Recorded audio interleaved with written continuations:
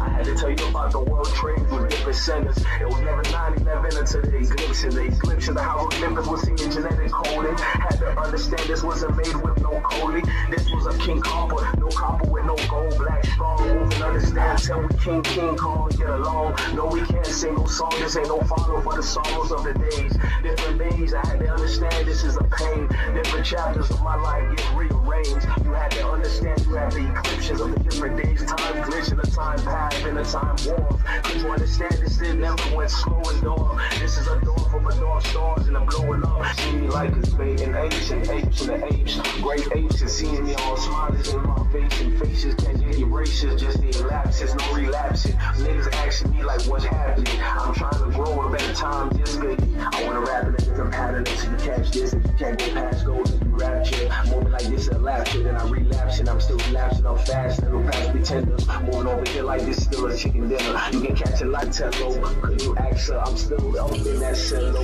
Mind my own dwelling. Moving over here to the ceiling fan where I fell in. I'm asking about my deeper inner feelings. I asked God what about the convicts to the felons. She asked about me, but I see her. Moving like I see right through her. Her dark is like Noah's Ark. It fell apart through the winter, then the dark trail. Sunny days I can't come over. Okay, this is for all my blessed ones and my melons. Shed rebellions. I still catch it like the different jewelings. Moving like the Jews, not spitting like no feathers. There's a crime with the patterns, and I own that track. Adopt that track. I didn't father this track. Beat the track just like that. Nigga, I am your son and father. And the Holy Trinity, you can cross that. No Catholic preacher, but just living like I got you. Holy Ghost, niggas do the most, and I can tell you. No reachers and no raptures, but you can catch them like Jeepers Creepers. And I come back just like it's the Reaper. Take your lights out, nigga, lost souls with the lost ones. Could you catch two? Now, nigga, this is a mathematics of a problem you can't solve with a mathematician. Niggas came back like hallelujah didn't exist. This shit is too unreal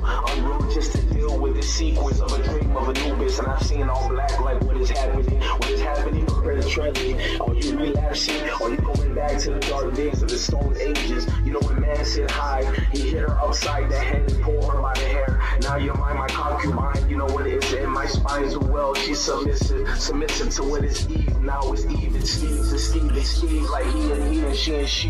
Who are you and I till I multiply till we do or die? I intertwine with intervisions. I am slow submission, no sub bowls to a suplex or a subtext. You understand what this is? I'm in raw cliffs with Egyptians in the past. I'm still screaming like I'm free at last, but you can't be free to the dimensions of the mind's gone, time zones and the time's lost. You can't get to the pillar pass and the pillar pass. You can passion and pre-lights and a pre-lights, and this is a free lights. A nice strolls and the lights can't come past goals, and the chemtrails moving like you can't even tell, like can you catch that?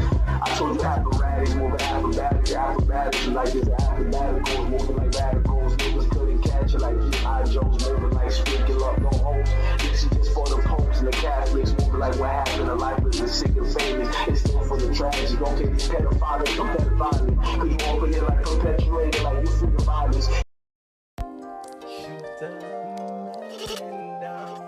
Man down. DJ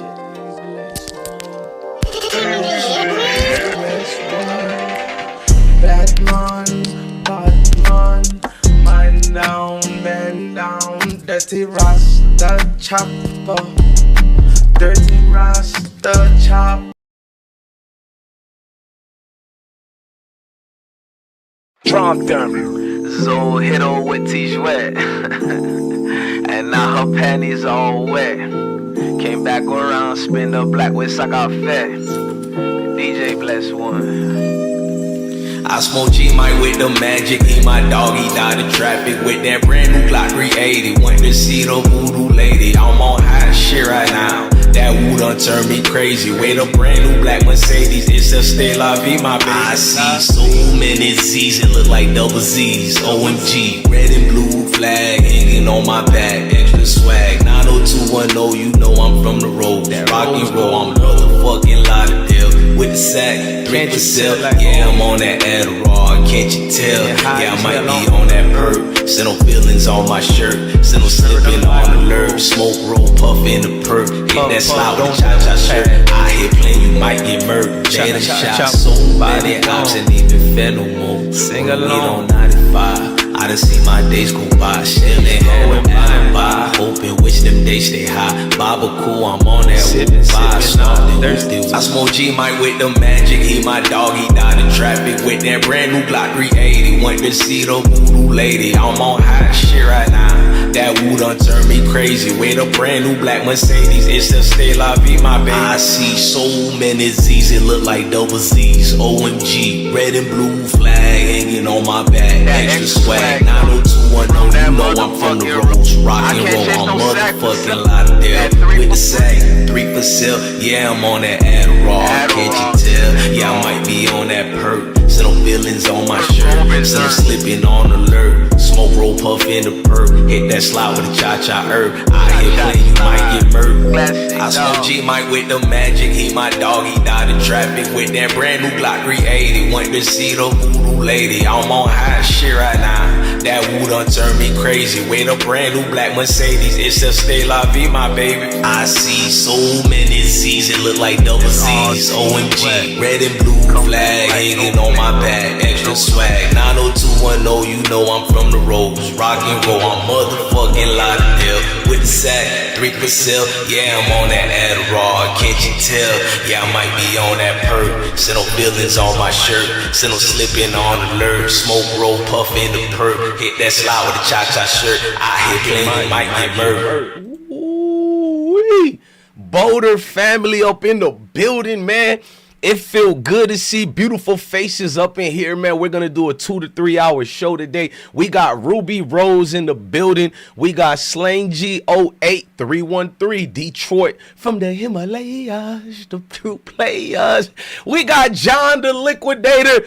Bro going brazy in these YouTube streets, man. You got Tremel Natal say, do your thing, young bull. Yes, indeed, man. You know your chat gonna be lit when you get a spam from one of them free cable networks. It says Cowboys versus Texans. I think I'm about to root for the Texans, man. CJ Stroud, a different type of monster. I ain't gonna lie. Shout out to Deja Vu. It's true. We got Pretty Mimi. Man, I need to see me some Mimi. You feel me?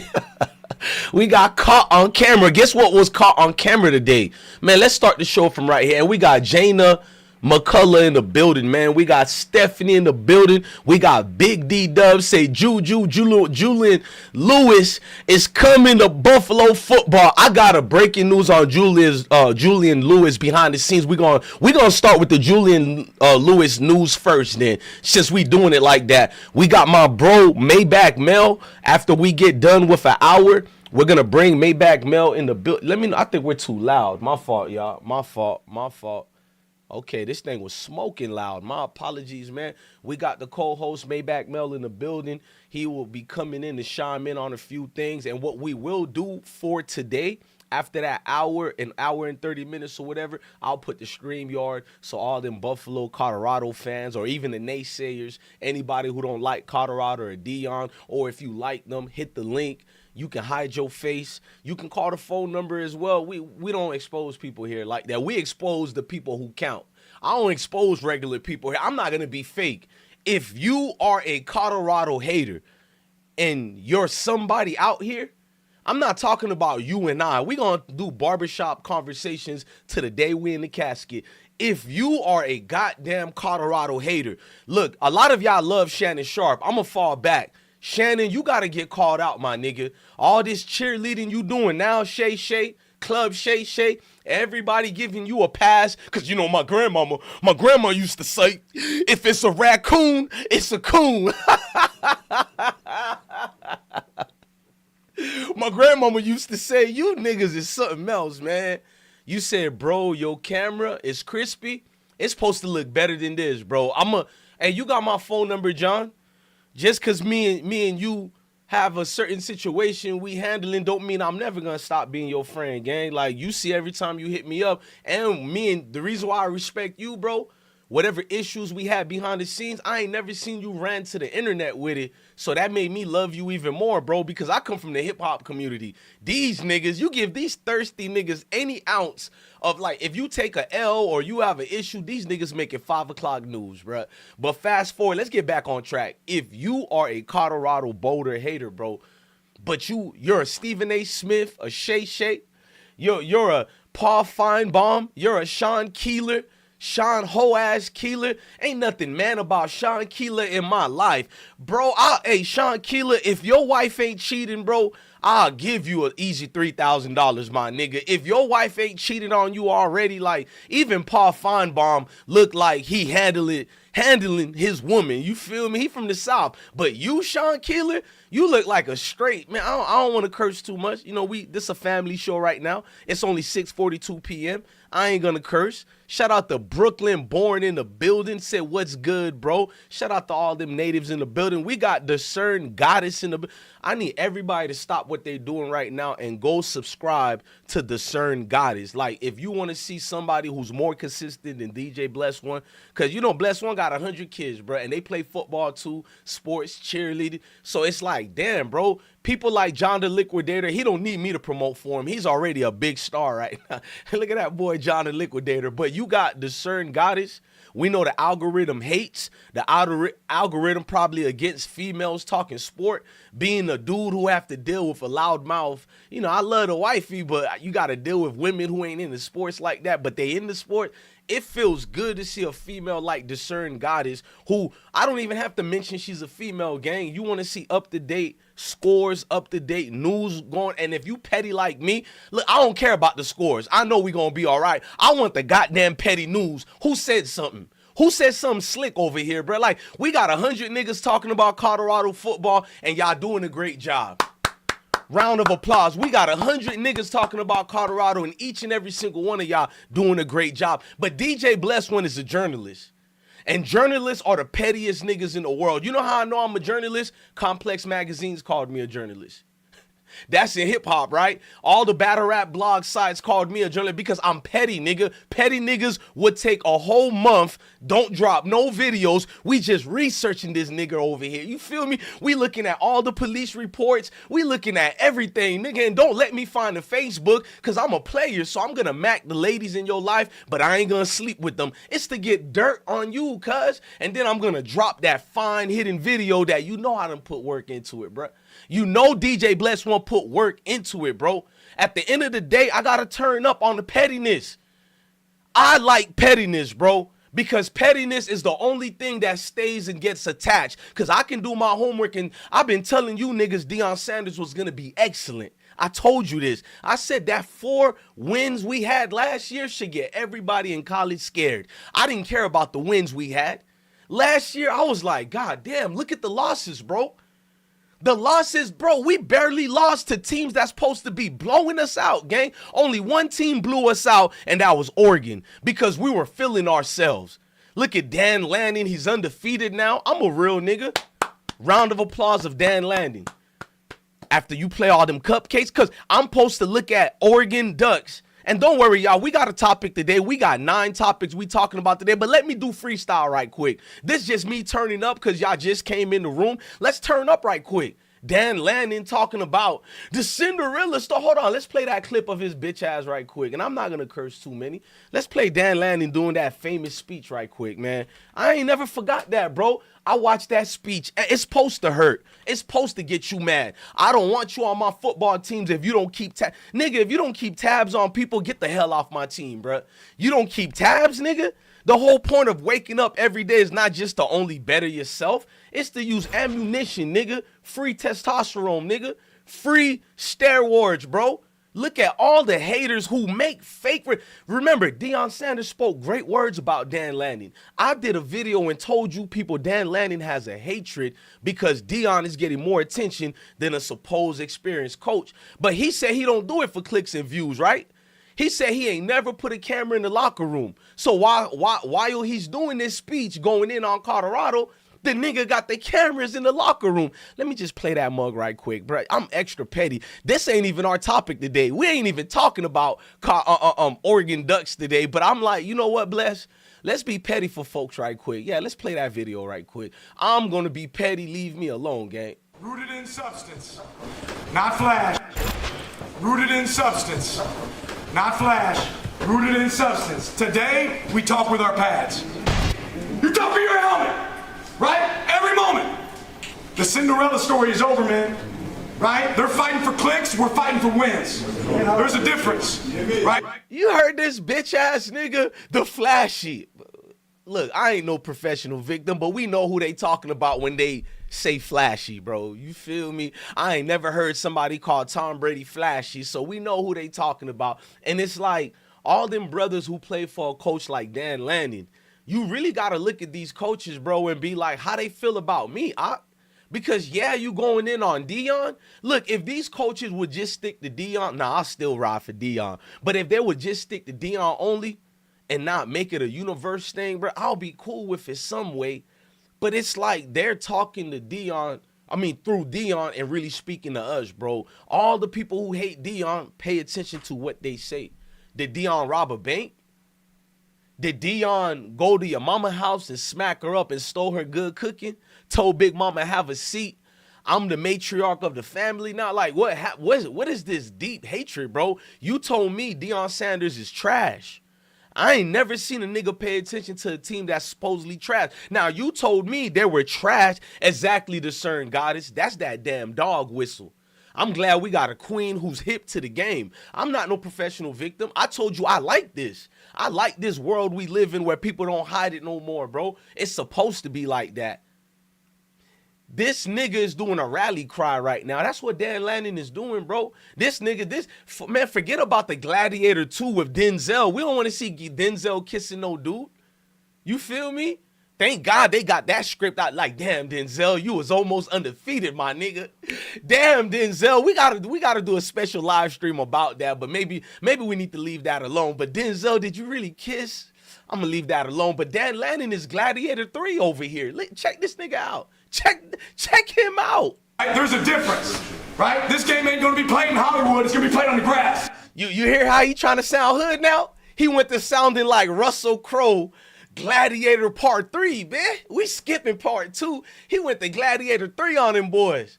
And notice how his accent is going to change from Russell Crowe to what? He Jim Carrey in Living Color again with more season. Listen to him, bro. I kind of like this Dan Lanning. I ain't going to be fake. I kind of like the voice switch up. We be code switching too, bro. Raise your hand if you code switch at work sometimes, bro. So I ain't mad at it, bro. The nigga done code switch, bro. Shout out to Dan Lanning.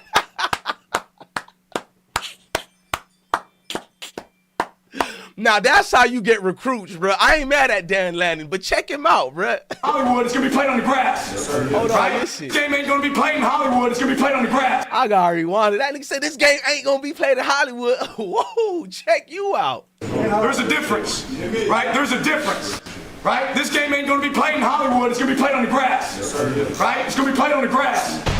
Let's go. Hold up, though. Hold up, Dan Lanning. What we see going on over here, though, my nigga? You said you ain't never had a camera in the locker room. Why, boy, stop, man. Like, help me, twin. Why this nigga got a whole speech about locker rooms and all this, and he got a damn camera recording all that bitch? John the Liquidator said Caitlyn made Mev 100,000 in 90 days. Sheesh. I ain't mad at it, man. Most people know I love Caitlin Clark. When I stopped D-riding for Caitlin Clark was when a lot of people who, started extra supporting her through hating us. It's like, you don't have to hate on the beautiful Caitlin Clark, the Angel Reese's. I feel like if people really trying to help women basketball, you need to look at channels like John the Liquidator and others, bro, because the women basketball, I have only one daughter and 100 sons.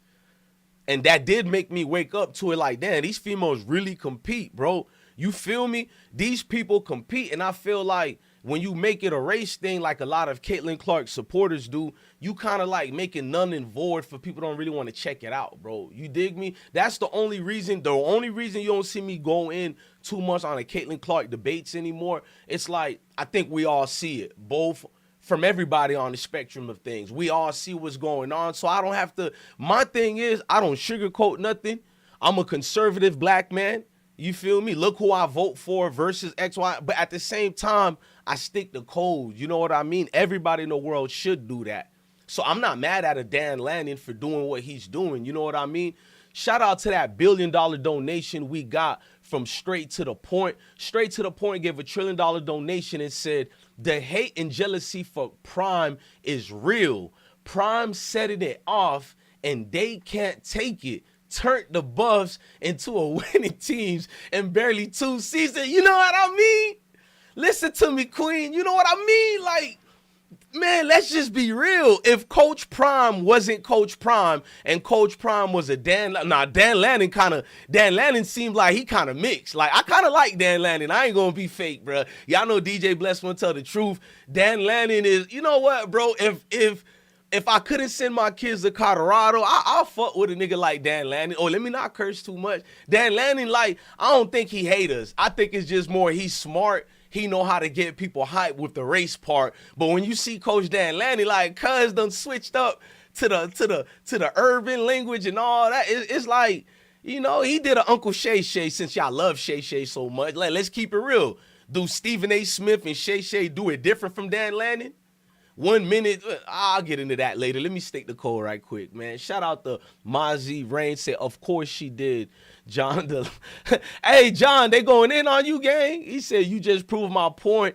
Hey, man, I love the chat. Y'all got a nice little convo going on in the chat, man. Blue Moon said, oh, I'm going to fall back. I'm going to let y'all keep going in. You feel me? I'm getting sidetracked. But what we got to talk about today, let me give you guys the topics. Let me put it on the screen. Let me see if y'all can see it. I want everybody to look at the topics we talking about today. Hey, hang on. Let me put it on the screen for y'all, man. You feel me? I really got to get it to this mode for y'all. Y'all hang on right quick. I got y'all. I want all of y'all to look at the topics. So, no, there will be no R&B. Maybe late night tonight on a different live stream. On this stream, it's straight football. I listen to the supporters. They like, bless, bro. Your football thing is lit, but why you don't never be going live like you said, and a nigga be forgetful, bro. So this is the topic of what will be spoken and talked about today. We're going to talk about the Julian Lewis situation and decommitting. We're going to talk about the great athletic director at Colorado Buffalo, Rick George. He sent a powerful message about Deion, but there's another reason why I want to speak about him. You feel me? We want to talk about Matt Barry, the zesty nigga on ESPN, who looked like he's the side nigga for Paul Feinbaum. Hey, Paul Feinbaum, if I can get your wife email or I get her social media, because I doubt it she's in there, I'm going to let her know how you cheated on her with Matt Barry. Matt Barry, you's a bitch, man. I'm not trying to curse, but Matt Barry, we about to go in on you, bro. I'm tired of sugarcoating it. Nigga, you be going deep into Colorado on some yes Diddy activities. But when they do good, you niggas don't even have them on the spectrum of talking about anymore. So when I tell people I went against ESPN, and ESPN sent me a lot of messages. You feel me? It's not a secret. We got a hate relationship. It ain't no love-hate relationship. It's just straight hate. You feel me? ESPN, I forgot old boy's name. He sent me a mean-ass message. And I'm like, I'm not going to take a hip-hop with him. I pretend I was a square with him. I hurt him with intellectual, which to the point he wanted to threaten to sue me. To the point I hit back with what you're allowed to talk about on some fair use type ish. He fell back. I hit him up with his situation when he was in college at Michigan University. But we're not going to bring that up right now. You feel me? Bless one is petty. I'm extra petty. I once got sued by Charlemagne the God. I made the entire Breakfast Club and iHeartMedia fall back from me. Yeah, there's loopholes to everything, ladies and gentlemen. I'm one of them petty niggas. I hope ESPN sues me again and we take it nationally to make this channel go up. I'm extra petty with it. I will be having every show about that lawsuit. You goddamn right. You can't sue a nigga for bringing out public information. I'm just extra petty with it. Yeah, ESPN been attacking me for 4 years now, but they turned up when I exposed they had an agenda against Deion Sanders. Deion Sanders got hip to it. Y'all forgot Deion Sanders snapped on ESPN and said, "Don't make me say it." Hang on, y'all. We got to play the tape right quick. We only need receipts over here, bro. We got to play the tapes right quick of when I called out Deion Sanders and Paul Feinbaum. Not Deion Sanders, but Deion Sanders named for being dragged by Paul Feinbaum, and ESPN are sitting by it. Shay didn't do nothing to defend. Hey, LeBron James, we got to talk about you too. Now you want to go in on Colorado haters. We going to call you out for a little bit, LeBron. I rock with you, but I don't like the half-stepping game. But hold on, y'all. Let's get into it. So I exposed Paul Feinbaum to the world, right? About one thing. Exactly, bro. Freedom of the press. Hang on. Let's put it on a big screen, bro. We just got to get to it. So if they can continue on this path, I'm not issuing qualifiers. I'm just saying if, then Stephen A., I think your story about Coach of the Year is dead on. Well, I appreciate that. Should have kept my mouth. Hang on, y'all. That one ain't it. I got so much videos. I need the precise one, bro. There you go. We got the one of Paul Feinbaum lying. I got you. Criticism, but that's not really the issue here. They're not getting criticized. The guy at the Denver Post, Sean Keeler, went after Deion. He never went after a player. And unless Deion Sanders or you, Stephen A. Smith, can come up and tell me what player specifically he has gone after, I'm going to continue on with what I'm saying. I am really shocked by you trying to split the baby here, Stephen A. I mean, you know better. Deion Sanders is completely wrong here. There's no justification for him castigating the entire media for nothing, for something that never happened. And if he can state it, go ahead and state it. But don't sound like one of these politicians coming in here and blaming it all on the media. That doesn't work in college football. Well, first of all, college football media, if anything, is too subservient to the people that coach like Deion Sanders. Just like you are right now trying to... Don't give me that nonsense about me being subservient, Paul Feinbaum. So Paul Feinbaum, you just heard him live for Sean Keeler. He just alleged that Sean... Okay, I'm going to tell y'all what y'all just witnessed there. That was Paul Feinbaum, right? He was getting hype and saying Sean Keeler didn't talk about nobody, right? Hang on, we got to play another one, y'all. I'm not done yet. I feel like we got to turn up the right way on most of these niggas. We got to expose most of them. There ain't no ifs and buts about it. And that's why I stand my... And I'm playing my tapes and not ESPN because it's a hate relationship right now. Just to let y'all know, they trying to find little loopholes to do something against me. I'm too slick with it. So ESPN got to just sit back and take it. You know, like Diddy tell you, take that. They got to sit the fuck back and take all of this ammo bless one putting out there to the world. I'm extra petty. Now, Paul, you owe me about, I don't know how much money you said, but you owe me money, my nigga. Give me my goddamn money, nigga. You said if anybody can show that you didn't lie about what you put out there, right? Hold on. We didn't even start the show yet too, y'all. That's how lit we is, bro. Hold on. We ain't even start the show yet, bro. I gotta get to his lies, y'all. Y'all gotta let me get to it, bro. It's easy for dudes to dismiss situations and play it off. I don't let nobody get through that. Hold on. Now let's do the Trevor Riley one.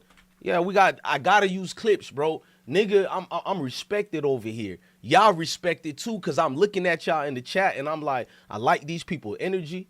I like everything y'all bringing in tune with this. There we go. Envy and jealousy. I found it. Paul Feinbaum, you're done, bro. You'll never be a credible source anymore. What's good with the ESPN using On3 Sports as their credibility, bruh? That I told y'all thought I was capping, bro. Stephen A. Smith tried to hit back at some of my talking points, but really what the world feels about it. And he brought it out, our good friends at On3 Sports as our source. So now y'all don't, nigga, I rather listen to the chat room before I listen to any pundits and analysts on ESPN. They're just niggas who have clout and shay, and they get paid good. These niggas don't know jack nothing that's going on. Y'all know what's discern goddess knows more that's going on in college football than a Stephen A. Smith. But who's the main groups that get to talk about college football? ESPN. They get to fix the narrative, so people be like, Bless, why you be going in so much and protecting Colorado football? Because if you don't, Charlemagne the God, Charlemagne the fraud, he is correct. If you don't challenge a lie, bro, it becomes the big downgraded narrow truth, bro. Even while people know it's some BS, they stick with that as their talking point. So goddamn right, nigga, I'm doing exactly what ESPN do from the opposite side, and you niggas mad at me. A lot of you niggas is paying monthly subscription to ESPN for giving you fake news every day. I said at 100 videos ESPN gave fake news. I ain't get sued yet. That's fake news, because if we go to court, they'll get embarrassed, because a petty nigga like me with my attorney from Hillsborough County, Tampa, Robert Mueller. Ah, man, I'll make that nigga famous. Robert loves me being on YouTube, nigga. What you mean, bro? Brother Polite couldn't even sue me, and I told the world for 10 years he was messing with them young women. And nobody wanted to listen to Bless One, so obviously I'll be like Noah up in this piece, bro. I'll let you 2/3 who ain't gonna make it according to scripture talk. I'm not out here to chase friends. Now, if we become friends, cool. The scripture tells you 2/3 of your people won't make it, so who cares what this group of people talking against? Nigga, I'd rather be that nigga all alone going against the grain. Nigga, what's fun to live life if you gotta go with the flow of everybody, nigga? I'd rather go against the grain. Now, look at this video of why I go against the grain, nigga. That video gonna tell you ESPN, all that money y'all pay for monthly, I got more respect for YouTubers than these weak-ass Stephen A. Smiths and Shay Shays. To family, salute the TS4T Sports Media for this right here. You guys remember when we made the videos about Trevor Riley? Well, he's come and released some information that's going to help Colorado and Deion Sanders. And as you're looking at the situation here, there's NIL deals going on for all universities except for Colorado. Seems like Deion had to go out of his own pocket and his own friends to pay these guys an NIL of only $6 million compared to the averages of $50 million or more by other universities. Stay tuned, hit the like button. We got a good video for y'all. Oh, hold on. We're not going to start the video yet. Before we start the video, I wanted to make a comment where somebody made a comment at, so I'm going to address Paul Finnenbaum. Remember when he said this about Deion Sanders? Okay, this where we about to turn up in the video. Yeah, bro, hey, to everybody watching, I want to give love. I don't even be asking for money. So when you do get a donation in the bottom of my heart, not being fake, even if you don't like me, bro, I'm a working man who used to be homeless, and I got a great mom and dad. I just did some sucker stuff, and it put me in bad position, and, you know, I was living like a vagabond. So when a dude give their donation or a queen, I have to stop the show to let you know, man, blessings to you, man. Thank you. It's hard times out here, bro. And I'm pretty sure you thought about it before you even gave it to me, because the last thing I want y'all to do when you need that last $10 is like, who gonna give it to you? You know, I know that feeling, bro. You just need $4 to get you tickets to go on the city bus. So I'm gonna tell you thank you, bro, from the bottom of my heart. Damn, homie ain't playing. Ghost of Reason gave $1 billion and didn't even write nothing and said, yes, sir. Bro, that's honorable, bro. Thank you, gang.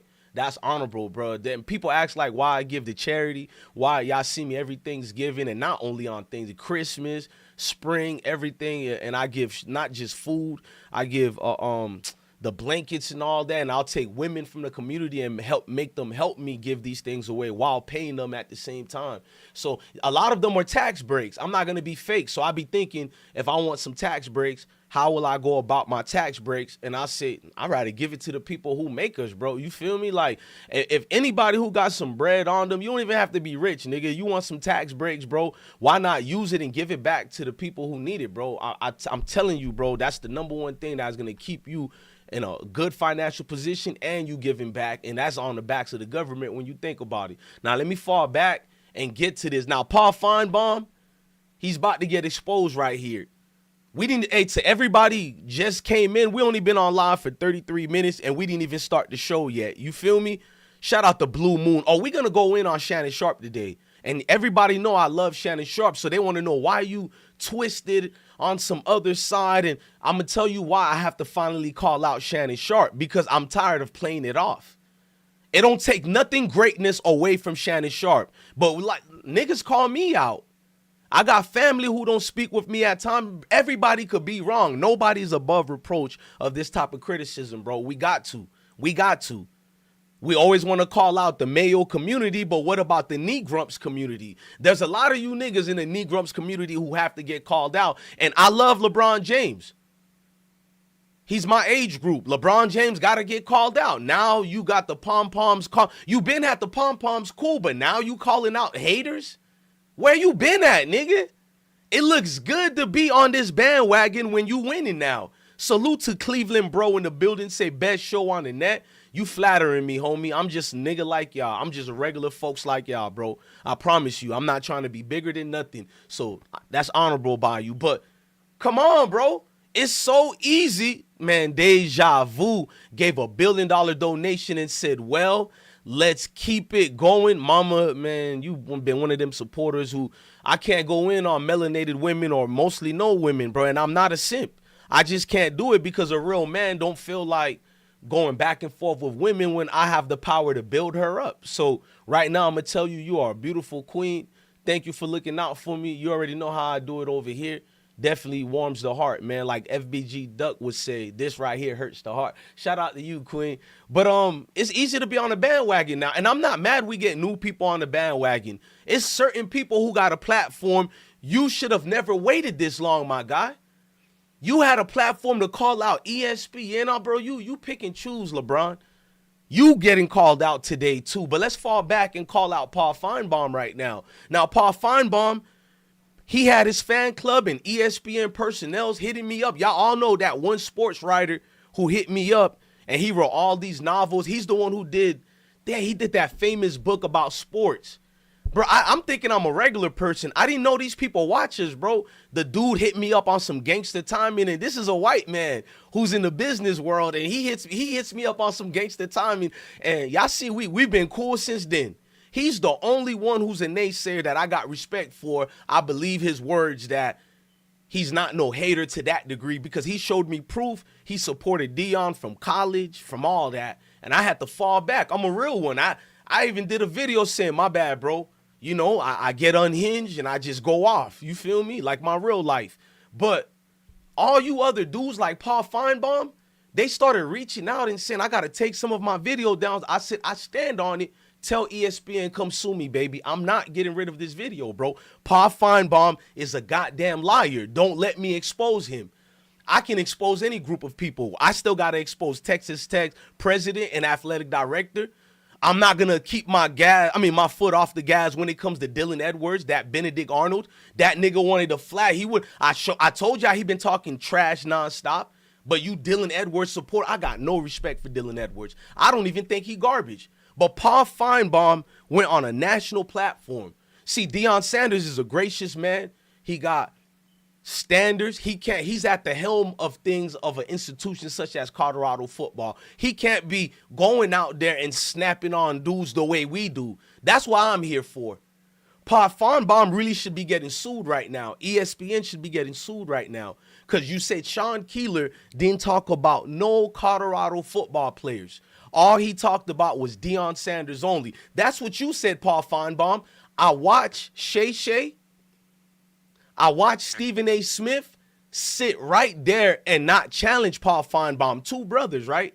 I watched both them chuckling chucks sit there and agree and nod their head in, Paul Feinbaum, you got me. I seen Stephen A. Smith not even challenge it and be in agreement. And I'm sitting back like, bro, they have always let these dudes trash the name of Deion Sanders. But they need Deion Sanders for the views to go up. So what they do is they make it look like they cool with Deion Sanders when they get a large win, or because Stephen A. Smith is like big brother playing daddy at the same time. Yes, Diddy. He's always over criticizing Colorado when they have a loss, right? Am I lying? Because he has a friendship with Deion, he gets to overstep his boundaries and play the line of this agenda ESPN have, and he doesn't have to worry about it because you guys and people who think he has this great relationship with Deion, oh, he could get away with it. But if it was a white person who did it, y'all be all 38 hot. Like my Mississippi family would say, you'll be 38 hot right now. So why y'all keep giving them passes? Because it took me to stop doing the entertainment to get paid and be like, nah, I'm gonna be a journalist today. So I took all the reports I've been doing on Sean Keeler and I showed proof Sean Keeler's been tarnishing niggas' family members, ex-wives. Even I had to step back. Like, I really could trash Pilar Sanders, but I'm like, that's Deion Sanders' ex-wife. I ain't gonna overstep my boundaries. I only call her out if she do a lie on Colorado and Deion, and I keep it there. You feel me? I don't overstep my boundaries. I stay in a nigga place, because how would I look if I go to a Colorado game and I see the wife? Now I'm gonna be all fake. So I had to be like, let me chill with it. Even with the daughter, I even did a video clapping it up for the daughter. You know what I'm saying? Like, that ain't my place to do the messy TMZ. If I do TMZ, it's to expose a grown man. And I see a Medea bitch in the building that's called Paul Feinbaum and his booty partner, Matt Maury. Now, there might be another nigga part of the Booty Bandit Club, but I'm not saying that about Shay Shay. I think Shay Shay might be heterosexual, but I think he got issues because you went in deep into a journalistic mode, Shay Shay, when you were defending yourself against the allegations with D-Print, a.k.a. Hollywood, your stylist. You went all the way left field to the point you had to fake a sex tape, my nigga, on some Britney Spears type ish, bro. Come on, bro. No, I'm gonna keep it true here, bro, because the love I once had for you, I want all that shit back, bro. The love I once had for you, Shay Shay, I want all of it back, bro. Because I ain't never seen a grown man have to go this route. You went the route of calling Mitchell, my bad, not Mitchell, but Michelle. We're going to use receipts too. And you turn into a journalist attack. You attacked Mace. You attacked Cameron. You still throwing jabs at Cameron and Mace. I seen it, boy. You think it went over my head because I'm not fake. I support you in Ocho Cinco. I'm not fake, bro. I'm not fake. I'm not going to make this a deep hate. You ain't killed my people in the streets, bro. This just keeping facts. We just speaking facts. I might be over emotional. I might be doing too much. But when I'm doing too much, am I lying, though? I'm goddamn lying, Shay Shay. How the hell you knew how to break down all the people who might have thrown allegations that you might be zesty, sweet, and no lemon added with the juice, but yet when it comes to Paul Feinbaum, your colleague, I seen you call out people, Shannon Sharpe, to defend Molly. You called out Dominique Foxworth when Tyreek Hill got arrested. Dominique Foxworth kept it real about Cuban officers in Miami. And I'm from that area of South Florida. I'm in Miami and Broward every other day. And I was like, Dominique Foxworth was preaching truth. Here comes Shay Shay and Stephen A. Smith, like part of the tap dancing agenda. You embarrassed Dominique Foxworth. You can see Dominique Foxworth was teary-eyed. I did a whole video about it. Bro, you embarrassed that beautiful black queen too. I forgot her name. The one who got the short cut, but she got some nice cakes. I don't know her name. Something McNutt. That's a crazy last name to have, too. Something McNutt is her name. And she stood on her grounds, bro. Because Stephen A. Smith and Shay Shay be making these brothers cry. Not the black female. She stood her grounds, bro. I seen that girl look at Stephen A. like, you lost your goddamn mind, Stephen A. Smith? I stand on it. I stand on it. Now she's regulated the different shows now. She's not even on First Take like that no more. I think her name is Stephanie McNutt. Bro, I'm petty, gang. I'm not no race hustler, bro. How a conservative nigga like me is a race hustler if I don't get mad when certain people call me the N-word? Bro, it's life, nigga. That's who these people are, or those people, whatever it is, nigga. I'm sticking to sports, nigga. Don't try to change the narrative and make it like I'm a victim. No, nigga. If we talking about sports, nigga, stick with it, Shay Shay. You let Paul Feinbaum get away with madness. I'm going to play it right now because I'm talking a lot. I'm passionate about this. Don't confuse it for clout chasing. Don't confuse it for I'm doing too much. Nigga, I'm passionate, bruh. I'm going to give y'all 3 or 4 hours. How about that? 3 or 4 hours. Because we didn't even start the show yet. Let's get rid of Paul Feinbaum and then we'll start the show. You feel me? Paul Feinbaum right here, ladies and gentlemen. Getting exposed by your one and only. Damn, hey, Ghost. Man, not even to be feds, bro. What kind of job do you have, bro? Ghost of Reason just gave $1 billion and said, Shannon Sharpe plays both sides, can't be trusted. My nigga. My nigga. Denzel Voice. My nigga. You feel me? Bandemic said her name was Monica McNutt. Thank you, the beautiful Monica McNutt. But Ghost of Reason he just turned me Ghost, bruh. Like, sheesh. I don't be asking for donations, y'all. So I'm always flattered by it, bro. I ain't gonna cap, bro. I am, bro. Like, sheesh, I'm a nigga that used to beg to get $1, bro. You feel me? Like, I ain't gonna be fake. So that shit make you cheese, bro. Some of these YouTubers be acting too big. When they get these donations, they don't even be paying attention. They be like, they so used to it that they just be like, so what? So what you donated to me? Nigga, you supposed to donate to me. That's the feeling I be getting from them, bro. Like, that don't make you feel good when someone gave you their hard-earned money or whatever, bro. Light bills cost a lot, bro. Thank you, gang. James Maxon said, yo, brother, I love listening to your commentary. I appreciate that, family. Since you do, let me go in right quick. Let me fall back and play this Paul Feinbaum tape getting exposed by me. He has never apologized. He's actually been walking with a twist now. Boy, been moving around like it. Nah, I ain't gonna say that. That community gonna cancel me, bruh. Paul Feinbaum been like, he got a little brown sugar in his tank now. Not sugar, but brown sugar. Now it's like, I done whooped him up. I done let, bro, he know who I sent that email to. Nigga, I'm plugged in for real, bro. I'm not even trying to show off. Paul, if you're watching, nice try, nigga. Next time y'all send that weak attorney with that cease and desist letter, nigga, I laugh at cease and desist letters, bro. What's that basketball player from Pittsburgh who they said he's gay now? And I'm like, to each his own. We don't judge people. His lawyer sent me a cease and desist. Only one reason I took it down, and go watch that video and y'all see it. But ESPN, we not taking them down because Paul said this. Sanders and Sean Keller, he called Deion Sanders a liar and said Sean Keller only attacked Deion Sanders and not any of his players. Okay. Was trash talking him, so I frankly don't have any earthly idea where he came up with it. I think it's desperation, and it's entirely spineless of him to attack the media, who has not even attacked his player. Not really the issue here. They're not getting criticized. The guys at the Denver Post, Sean Keller, went after Deion. He never went after a player.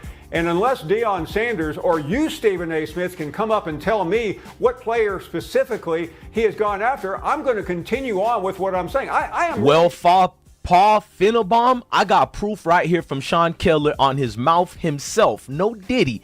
This is what Sean Keller said about the other players, not just Deion Sanders. But that's nothing new. Today, sir.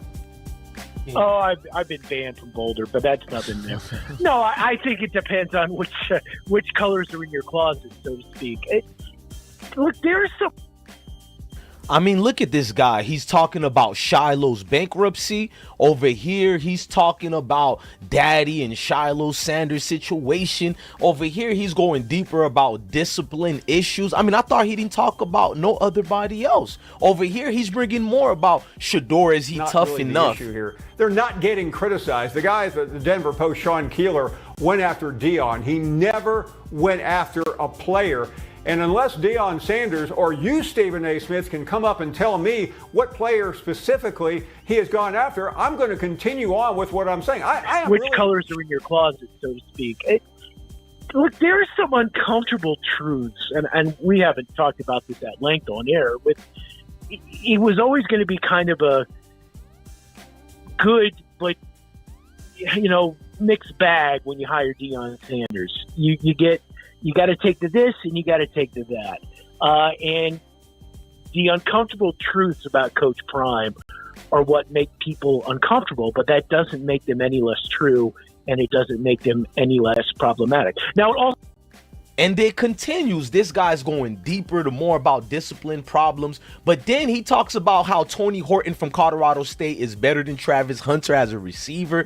He goes deeper into the Buffaloes having issues. He'll use Deion Sanders while really talking about the players like Cormani right here or anybody really else. The issue here. They're not getting criticized. The guys at the Denver Post, Sean Keller, went after Deion. He never went after a player. And unless Deion Sanders or you, Stephen A. Smith, can come up and tell me what player specifically he has gone after, I'm going to continue on with what I'm saying. Mine was a struggle, and a lot of them have transferred. But was the Sean Lewis decision? They've all transferred. Yeah. They're all gone. Yeah. Yeah, and for those picking them up, they're like, wait a minute, we heard about how bad their offensive line was. But was the Sean Lewis demotion, was that Shedeur?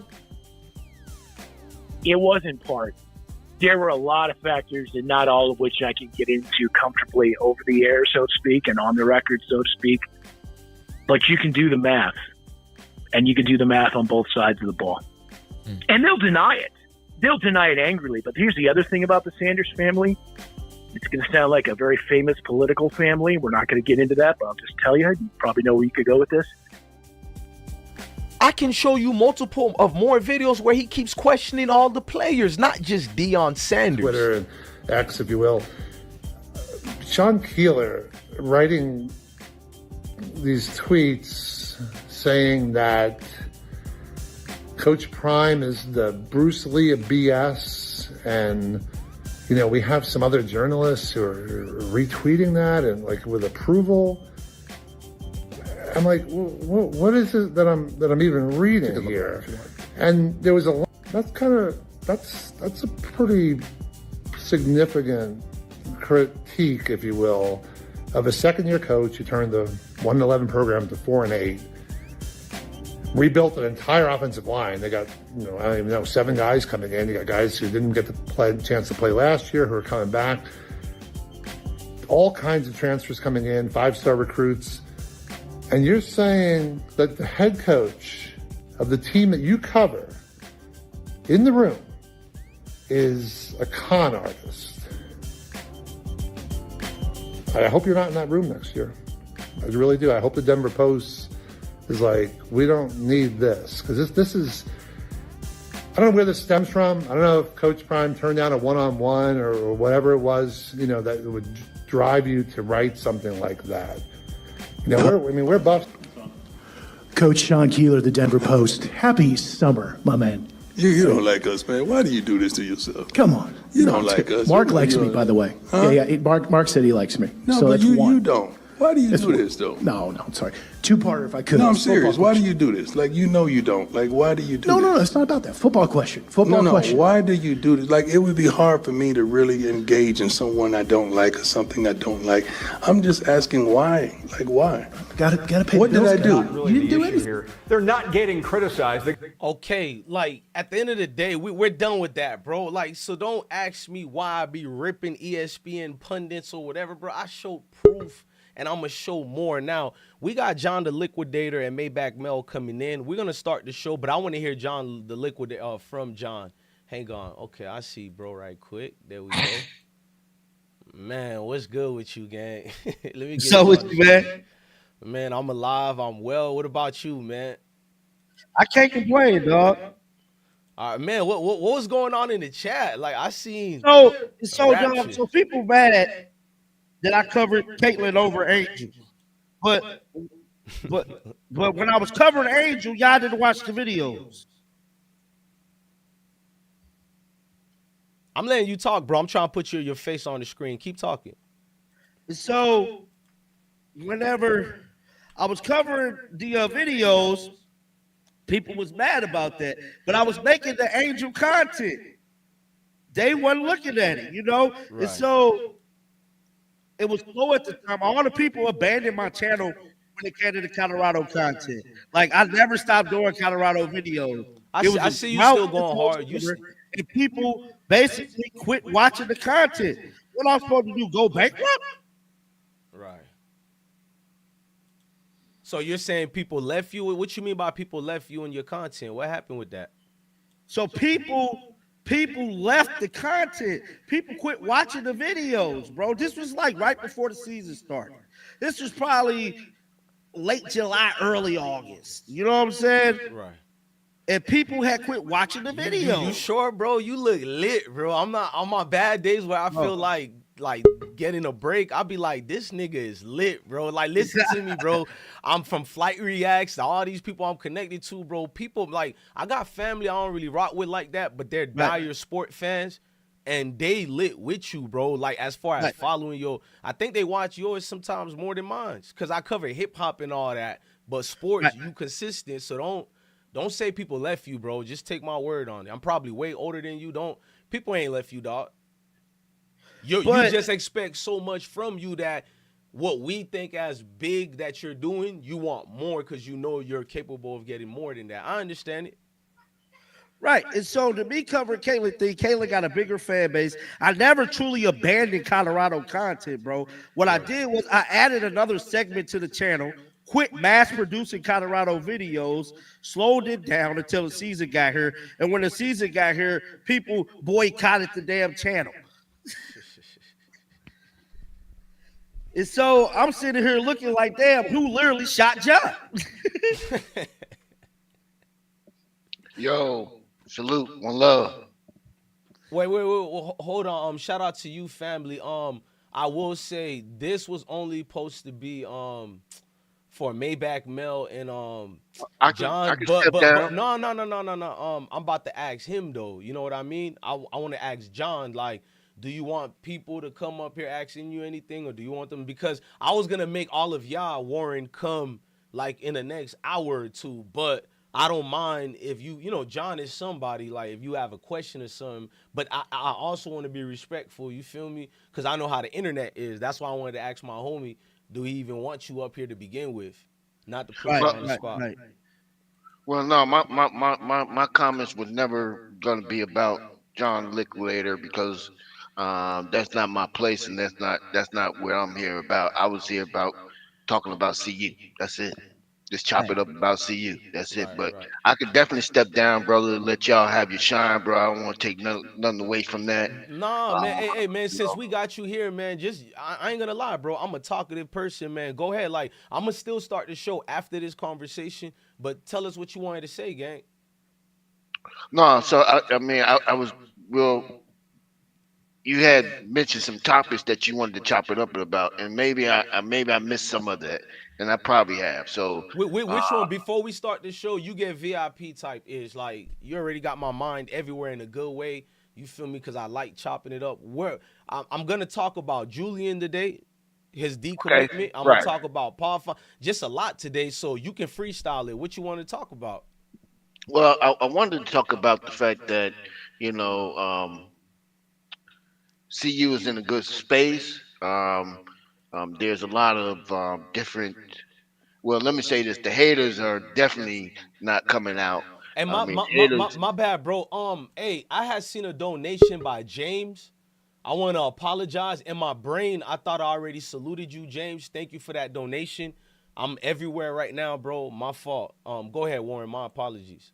Yeah, so you know, I'm kind of in an awkward position because I didn't mean to jump on here too soon. I thought it was open for the rest of the family, because you did say that you was gonna have John and Liquidator and Maybach and chop it up with them. Then you was gonna open up the panel.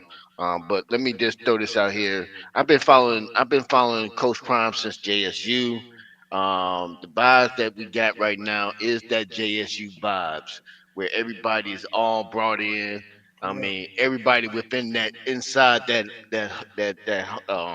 football locker room is brought in. Now the outside, even at Jackson State, you had some political pundits outside of Jackson State that really didn't want to invest or buy into the Deion Sanders, quote unquote, celebrity status or whatever he brought to the table. But as far as the football team, man, I'm gonna say this, and I'm putting this on record.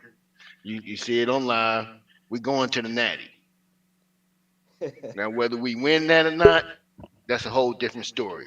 Word. But we're going to the Natty. Thank you to Sharima for the $5 donation, $5 billion donations. Blessings to you.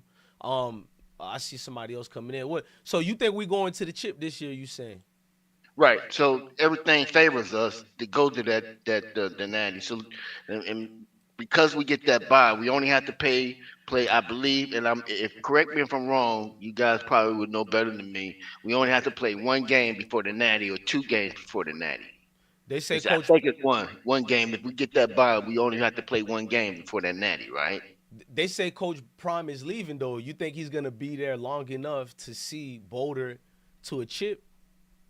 We going to the Natty this year. Maybe I wasn't clear. Oh, okay. Oh, you talking about the conference championship? Oh, whoa. No, okay, I'm past the conference. Hold on. Yeah. Okay, you talking that I'm coming shit. with that kind of smoke. Yeah, I'm coming with that kind of smoke. That's why I was laughing. That's why I was laughing when he said it. I wasn't laughing at him, but I'm like, hold on. I don't know, but You know, that's his opinion though. Hey, I'm about to put my boulder skull on. Cuz got me on fire in a good way, bro. All right, man, I feel it. He said this year.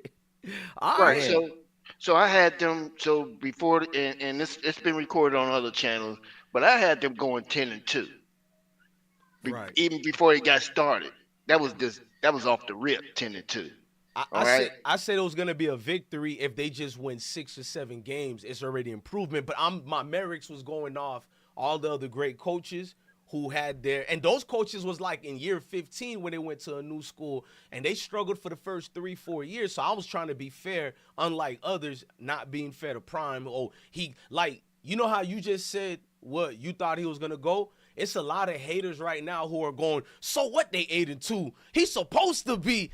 Like, this nigga is in his second year as this coach in a Power 4, Power 5, Power 6, and niggas is really blowing smoke talking about he's supposed to be doing this. Like, if it's any other coach, there'll be a Disney movie about that man right now, man. Go ahead, y'all. Yeah, so let me Hey, what's going on, panel? Hey, what's going on, John? I'm sorry. Shout out to Bless One. Hey, but what's going on, John? Well, I love you, boy. What's going on? Chilling. Hold on, y'all. Anytime I cut y'all off, cut me off. But if I cut y'all off for a donation, it's being respectful. Shout out to Ghost of Reason. I don't know what job homie got. Maybe he's at Boulder right now. Cuz going crazy. He just gave $1 trillion and said, bless one, keep pushing the line. They hate the melanated, it's deeply rooted. Man, unapologetically black. And y'all see my moderators are white, blacks. I be telling people that, like, don't think a nigga hate everybody because he stands up for people who look like him. That ain't the gif at all, man. Thank you to you, brother, unapologetically black. Even though I'm conservative, all that, there's nothing that's gonna be attached to I'm black, but I'm I'm tired of hearing nigga feel so uncomfortable just telling the world you black. It's weird, bruh. Niggas, my white homeboys will tell you he white real quick. You want me to put Bart Fine on the chat right quick? He gonna tell you where his ancestors come from, everything. He gonna say why he's smiling and not giving a damn about how you feel about him. And you Negroes be, I'm black, but my mom is on this side Irish. I'll be like, sheesh, man, is it that bad? My bad, y'all. Go ahead, man. Nah, but the hate that Deion's getting, man, it's nasty, bro. It's real nasty. You know what I'm saying? It's super nasty, and I'm glad you talked about Stephen A. Smith. Like that footage when what's his name? Feinbaum got on him on ESPN. I watched that live, bro, and he had nothing to say. But when Jay Williams got on him, and Jay Williams was like, "Oh, you got a disdain for KD. You got this and that." You making me put my hoodie on. Oh, we on that time and Mel? You just going straight for the judgment? Man, I came with the smoke, man. I'm like John. I came with the smoke too, man. Listen, man, I don't go enough on my platform. You know, I'm like you. I don't got 1,000 kids, but I have children. You know what I'm saying? So I got to make time. That's more important than hopping on a YouTube. You know what I'm saying? But bro, I've been wanting to rant about Stephanie. I keep saying Stephanie, my fault. Stephen A. I'm saying Stephanie on purpose. But anyways, what man calls himself Shay Shay? And like you said, with that old school nasty laugh. My grandmama. Listen. Yeah, bro. My grandmama say, listen, man, that man, when he got caught wearing what he was wearing with that, that Skittles eating designer, we all know you sitting courtside with that dude. That dude already was in some allegations. Allegations? Nah, Mel, you ain't gonna get sued, bro. Nah, say what? That was not no allegation. He was fucking Kerry Rhodes. Facts. Yeah, the truth is already in the pudding. The great New York Jets defensive back, who I used to always play with on Madden 2002. And this nigga was getting long stroked by some nigga named D Print. Come on, man. Bro, come on. And you getting mad. What made it worse, bro? Let me just throw this out. I want you to go. My thing with Shannon, bro, I'm never going to go out here and call you gay. Number one, my cousin who's gay done talked to y'all before. I mind my business that secure man worries about things like that. It's Shannon Sharpe, the way he's behaving and acting, that made me be like, damn, why cuz just being so uncharacteristic? This ain't him, bro. And it's like, you got a new stylist who has allegations of sleeping with 3 different men, bro. 3 different men, bro. So how And that's did this just dip into now all of a sudden he's with a stylist who has all these allegations on his name? And I'm gonna put the chat back on the screen. My bad, y'all. And my thing to people was, look, he already had a stylist. He said that already. He said he just wanted to get a stylist who was more up to date on a new fashion. But here's the crazy catch of things. That sounded crazy, by the way. No Diddy. But he said that the clothes that D-Print, a.k.a. Hollywood, puts on him is clothes he already has in his house. So why would you need D-Print to style you? Bro, that's the whole thing. Make it make sense, right? Hold on. Now, you know when I really was like, yo, come on, bro. You're doing, like you said, doing the most. Dog, to go on IG Live, there's a lot of buttons you gotta press. So when he had that fake thing with that female, supposedly, oh, my phone just went, bro, nobody's phone's gonna go live and it's gonna go pick IG as an app to go live. There's too many buttons. Cameron already exposed that, bro. So when he did that to me, you're doing the most, bro. Just come out the closet, my nigga. Like, just come out. Yeah, bro, it's the truth. Just come out. Like you said, I don't have respect. Listen, I have respect for any man or any woman coming out and claiming what they do. Now, that's their life. It's not mine, right? That's whatever they do in their private life, that has nothing to do with me. But it's the guys like him who's double dipping I have a problem with, nigga. Keep the Doritos to yourself. Yeah, bro, double dipping, man. Whatever he's doing, man. Hey, I got a question for my boy John. Can I ask my boy John a question, please? Go ahead. What's up with you, old school? What up? Hey, boy, what up, baby? Hey, look here, baby. Look, I'm going to tell you something, man. When you called me last week, man, I'm going to tell you something. When you called me last week, what dude's saying right now, you know what I'm saying, what these people saying right now, like that, I should have brought that to your attention then, because I really wasn't feeling good about that going in hard on these other people. You understand me? I like the way you go in for old girl, you understand me? Because I know she got game and everything like that. That's recognized all the way around the world. But you ain't got to put another person down or build another person up. You understand me? Well, it ain't racial thing. It's a game thing. And that girl do got game. And you know what I'm saying? She going to get money. She going to get paid. You want to stick with something like that. But, man, I wanted to talk to you then about that, but I didn't. And then as a friend, because I'm a friend of yours. You understand me? I ain't no enemy. I've been messing with you for day one. You understand me? So look here. Man, you just take heed to the situation and conversation. You understand me? I like even with your background, I like the fact that you got them pictures, but you got that one picture back there. Well, I'm saying, man, I wonder what's going on with boy.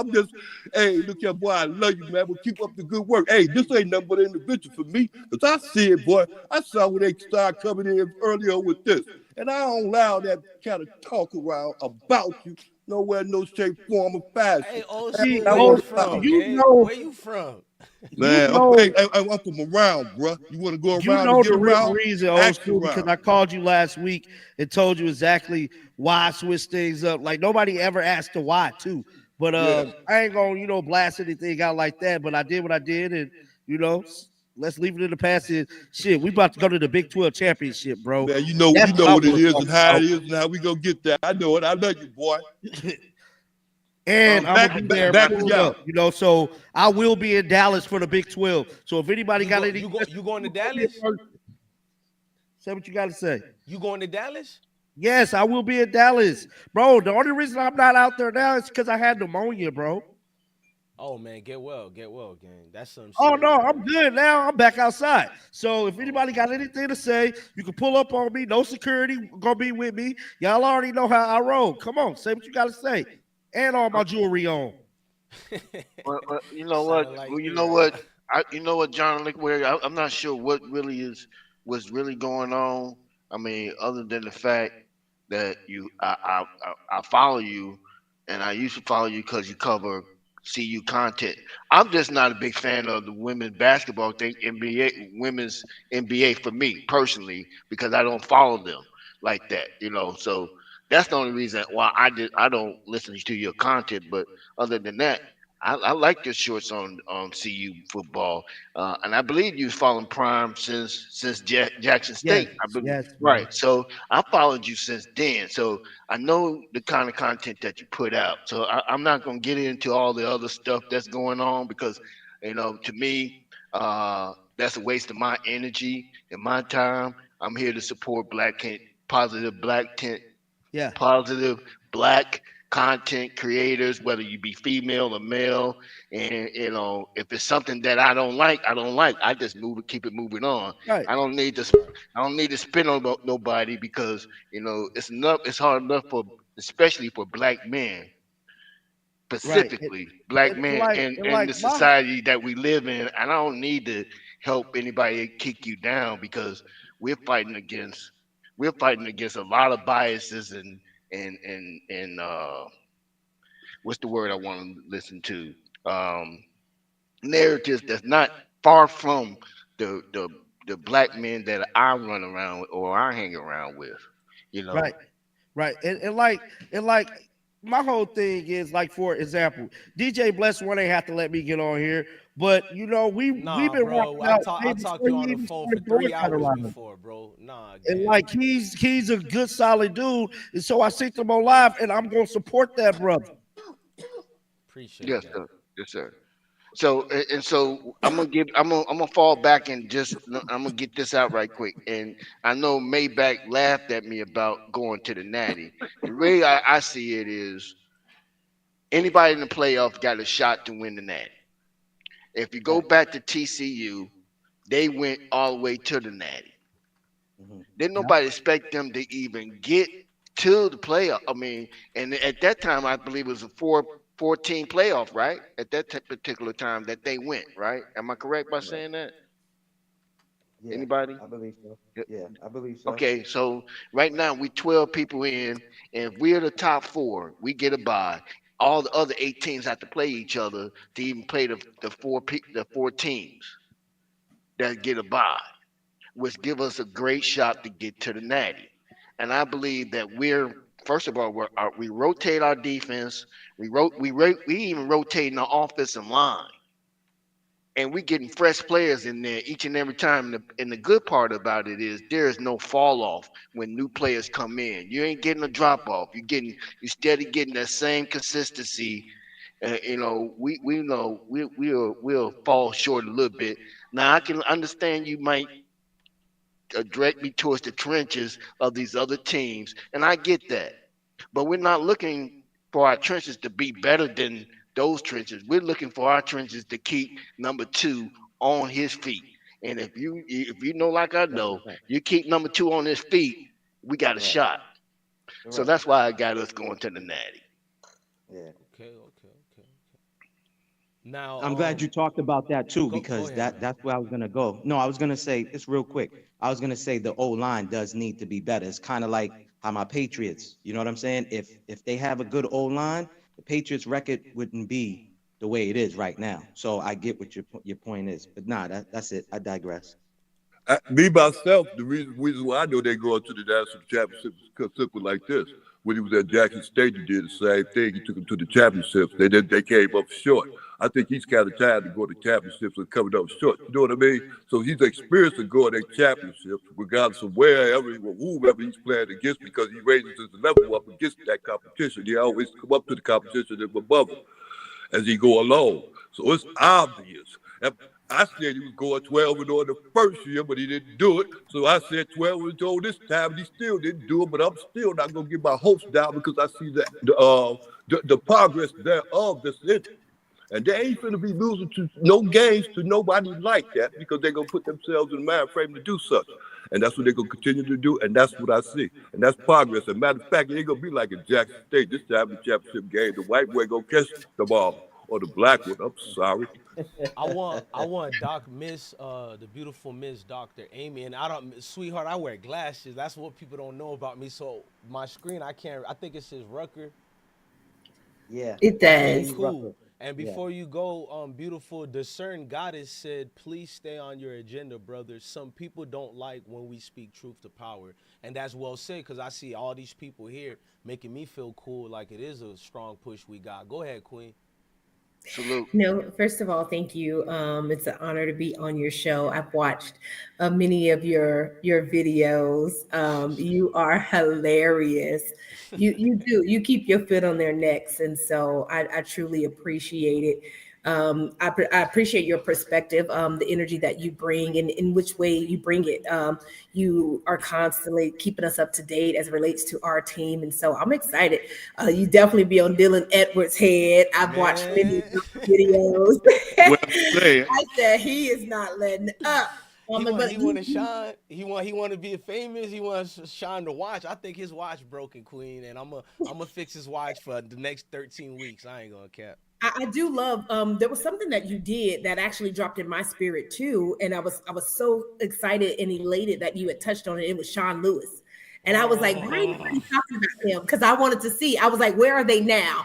Like, we need like a CU, where are they now? Like, and just revisit some players that made the decision to leave and kind of see, where are you now? Man, I got more. It's like about 30 more of them, but they ain't nobody came to see Otis, so those other 31s, I'm not talking. We talking about the famous ones like Xavier Smith saying Prime didn't give him enough hugs. He go to a journalist to share this when Prime has an open door policy. You could have let this man know what you think a man like Coach Prime see a melanated brother might, because Xavier said he made me cry. You think Coach Prime, who I used to see on the Trinity Broadcasting Network, who's a man of God, you couldn't open up if you felt, like you were scared to talk to Prime, but you weren't scared to talk to that journalist about that. I noticed that. Go ahead, Queen. My bad.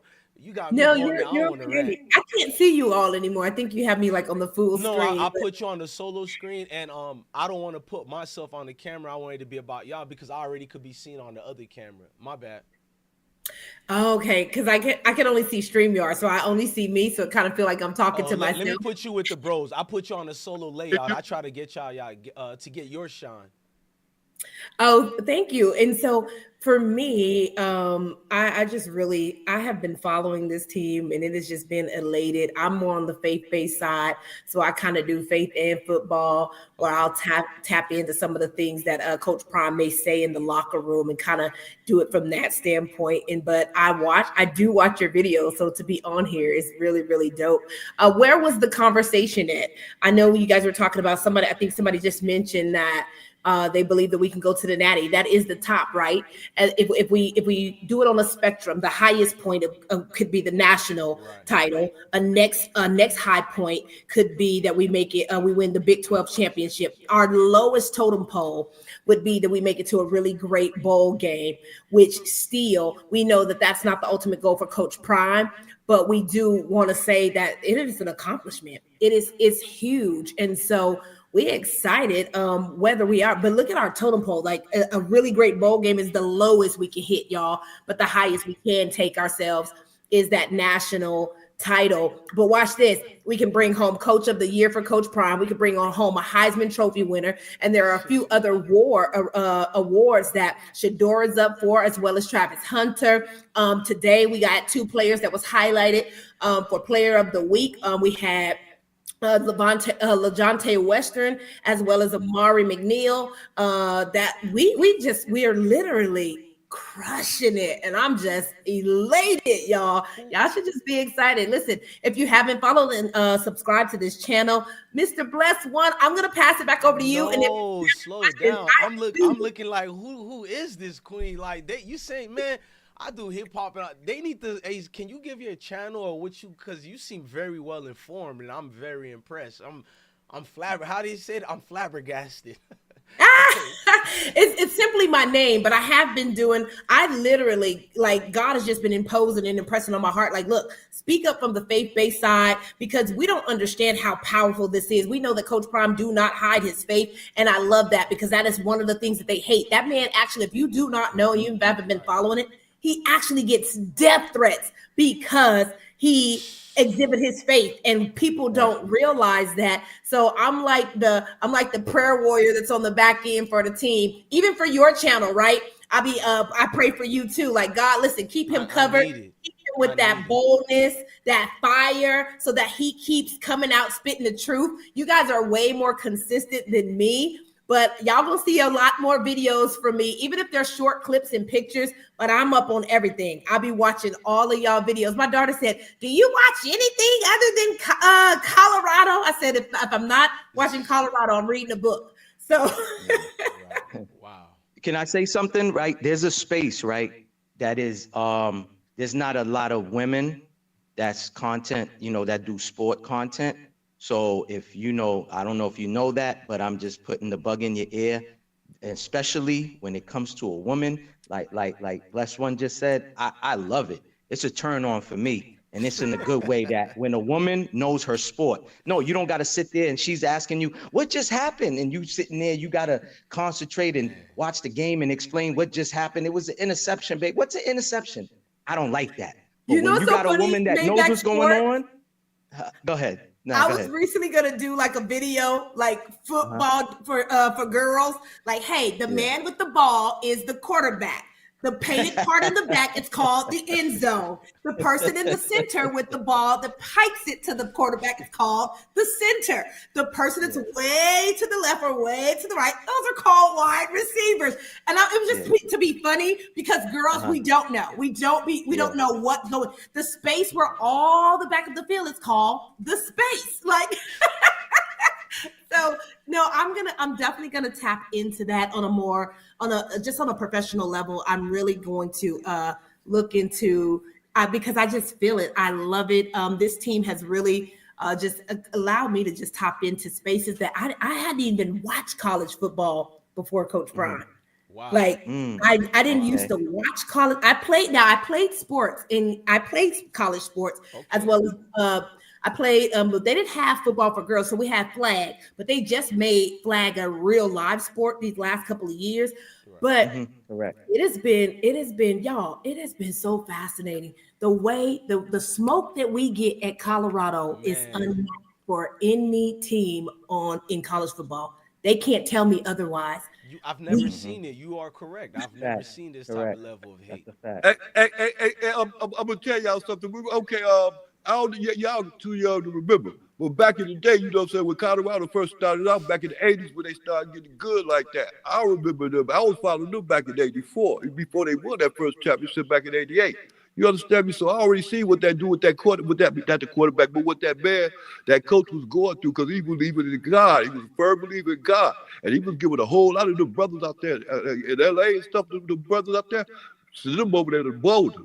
You understand me? And they got on, and it was good too. But then when he retired and they let him go, that Barnett dude came in, and it was all about the money. You understand me? That's when it's all changed. And then I saw when Barnett came from Colorado, when they came out of Colorado, ready out of Colorado, and he came over to Northwestern. They thought they was gonna be getting paid out there too. They thought they found a gold man with him. He shut it all down. When none of the players get paid. I'm just saying, it's corruption that follows that. Understand what I'm saying? I've seen this before. Except it wasn't a black man like Coach Prime. It was a white man like that man McCartney. And he won a championship I with ain't gonna them. lie, old school. I like your energy, but the way you troll is cool. Believe me. But do it a little bit later tonight. Because you kind of took it off topic from Maybach Mel and what Dr. Amy Rucker was saying. But I like your energy though. That's why I'm just smiling up here. But Can I explain? Let me explain this to you. Maybe you understand. Remember I told you about John. I've been messing with John for the longest. I don't want to bring up John right now because he's not here. But hold on right quick. Warren, we kind of left off. And ladies and gentlemen, I'm going to still give y'all 4 hours today because I'm not really doing much. We got to give breaking news. But I got Dr. Amy here. I got Maybach Mel. I got Warren. Julian Lewis decommitted today. Well, yesterday, that is. He decommitted from going to USC, which I'm not really shocked. But how do y'all feel about other contenders such as Georgia? Oh, she already shaking her head. I'm going to let you go, then Mel, then Warren. Go ahead, Queen. Honestly, I truly believe that he's already committed. I believe that it is just a setup for something amazing, and you're going to be the first one to hear it here. I truly believe that when they come out, this is me, y'all. This is just something that I feel they should do. And if they watch this video, somebody from their team watched this video, hopefully they hear it. I think that they should do a huge video, like a type of promo video with Shedeur and him, and Shedeur exchanging the keys to him, exchanging the role, whether it's them coming out practicing together, and then he just exchanged the field with him. and while Shedeur walks off, and then he steps into the spotlight, because I believe that he's coming. I truly believe that he's already committed, and they're just waiting to the right time to expose. We know that the National Signing Day has not happened yet. We have a few more weeks, and then we know that Juju Lewis is currently playing in his high school championship. He's still in that particular thing, but I believe that we have a lot of amazing recruits that is coming. Listen, you can't contain Prime no more. He said it. He said, we're coming. You better get me while you can, because he's coming. And so I believe that, and watch this. I still believe we still coming. We have yet at CU to play our best game, y'all. We have yet, the closest one that we played, that we really seen them dominate, was the UFC game, I believe. And so but to stick to the nature of the conversation that you just said, I truly believe that he signed and they're just waiting to stage it. You got to remember, Coach Prime is a marketing genius. And so that's my take on it. I believe that he's coming. I do not believe that Georgia was a contender. I believe that he just went to enjoy a football game, to be amongst friends, be amongst the camaraderie. And so it wasn't an official visit. And then even the people from Georgia put out a crystal ball on him even after that game. So I believe, and then to drop this commit, and then Indiana already backed out. So I believe that we're very high runnings for it. Correct. No, I was going to say the same thing. I was going to say it's between Colorado or Georgia. You know what I'm saying? That he'll commit to. But like you said, I think Prime works a lot of magic. You know what I'm saying? And him just having the NFL experience, the way his, what they say nowadays, swag and all that other stuff, which is, attractive to, and I don't mean no Diddy. I'm saying attractive that the young athletes like that. He's wearing a gold chain during the games and all this other stuff, the flashiness that comes with Showtime Prime. So, the young athletes, they love that, so yeah, if he goes to CU, that definitely, that'd be great for them. You know what I'm saying? Instead of Georgia. But, Georgia's going to do everything in their power, to get them to go over there to commit. You know what I mean? So it is what it is. We just got to sit back and grab our popcorns and watch the show. I've been watching the reports out there in Georgia and what with Georgia's media. They got Juju Crystal Ball to come out here to Colorado, y'all. I mean, one of my son's teammates, dad, who's a rapper, Carrollwood. I can't say their high school too cool. Y'all know I got kids in Georgia. They're telling me a lot of people pretty much think it's set in stone and writing that he's going there. So I'm not going to be one of these people being extra. It's just that I don't want a bankroll where they put all their bread and butter on one player only. And I don't think so. I think Prime, like Dr. Amy said, is going to be doing so well that I think it's going to be a lot of people waiting before they give their commitments, because it's going to be a lot of bombshell breaking news coming towards Boulder, and I don't think Julian Lewis is going to be the only said-so quarterback. At least that's what I'm hearing from Georgia.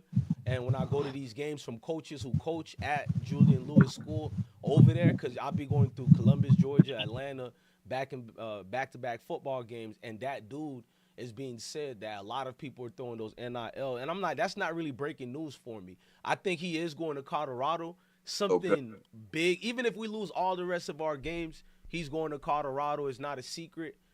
It was something been established. You can see from his father what the slick words his dad was saying like 8 months ago. Let me know. Oh, like wait, I didn't even think we was in a running for Julian to begin with, to be real with y'all. Because when he did the commitment to USC, I knew he wasn't gonna go there. It seems that Lincoln Riley, this Heisman type of caliber coach who makes players get Heisman, and I'm like, I don't know. I think he's a glorified offensive coordinator. He's not a good head coach. He couldn't adapt when he went to USC. Caleb Williams, we see, is not transitioning well, but I'm going to give him time. So a lot of people are like, is Lincoln Riley really a quarterback guru? Because Prime is not a quarterback guru.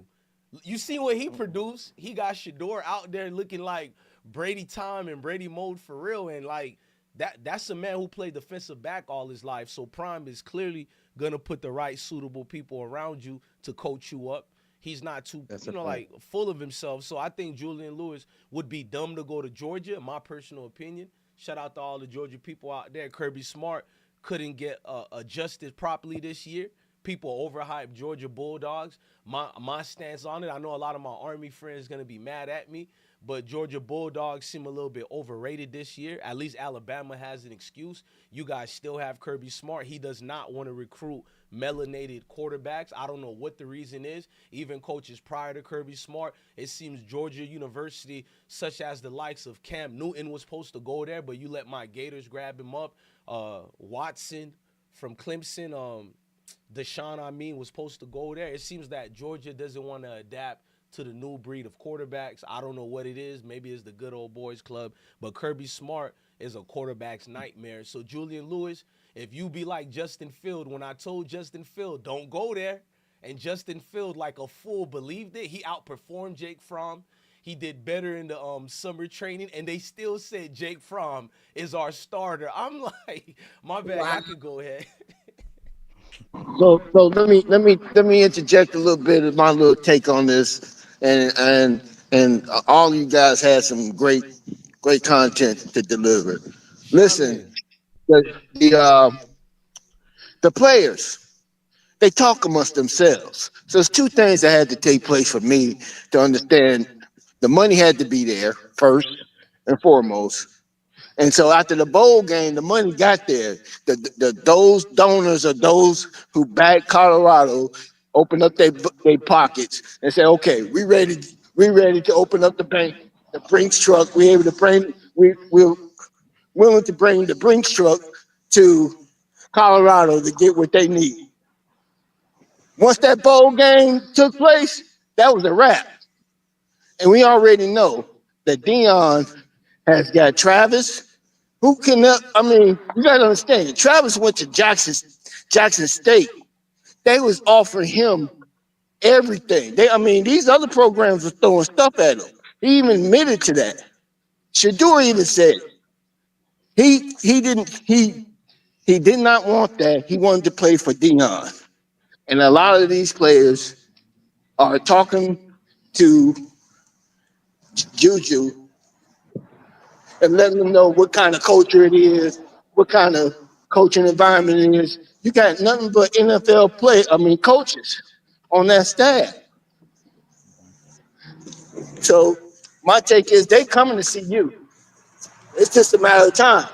I agree with you, Warren. They got a well-equipped staff, man. They have people on all the rings of things, man. You can ring that bell, and there's only professional levels of people on that field right now coaching up Colorado Buffalo. And if you look at the coaches Deion took with him to help recruiting or whatnot, a lot of these guys are going to get hired. I'm just letting you guys brace for it. I just hope these guys who leave Colorado after this year don't tarnish the name of Deion, don't say nothing slick, but jobs will be handed. People can't brush it under the rug anymore.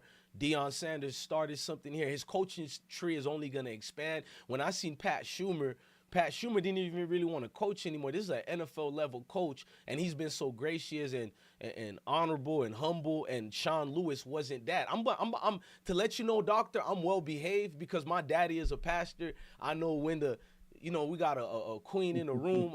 If it's just Mel Bravado, I'll be cursing more, but my daddy taught me better. But Sean Lewis can't be spared. I am going to violate him later today because I know my son might want to coach one day. So when I seen Sean Lewis getting a head coaching job after you failed and you got demoted, almost like my mom putting me on timeout or something, like nobody would touch a coach after a coach gets demoted.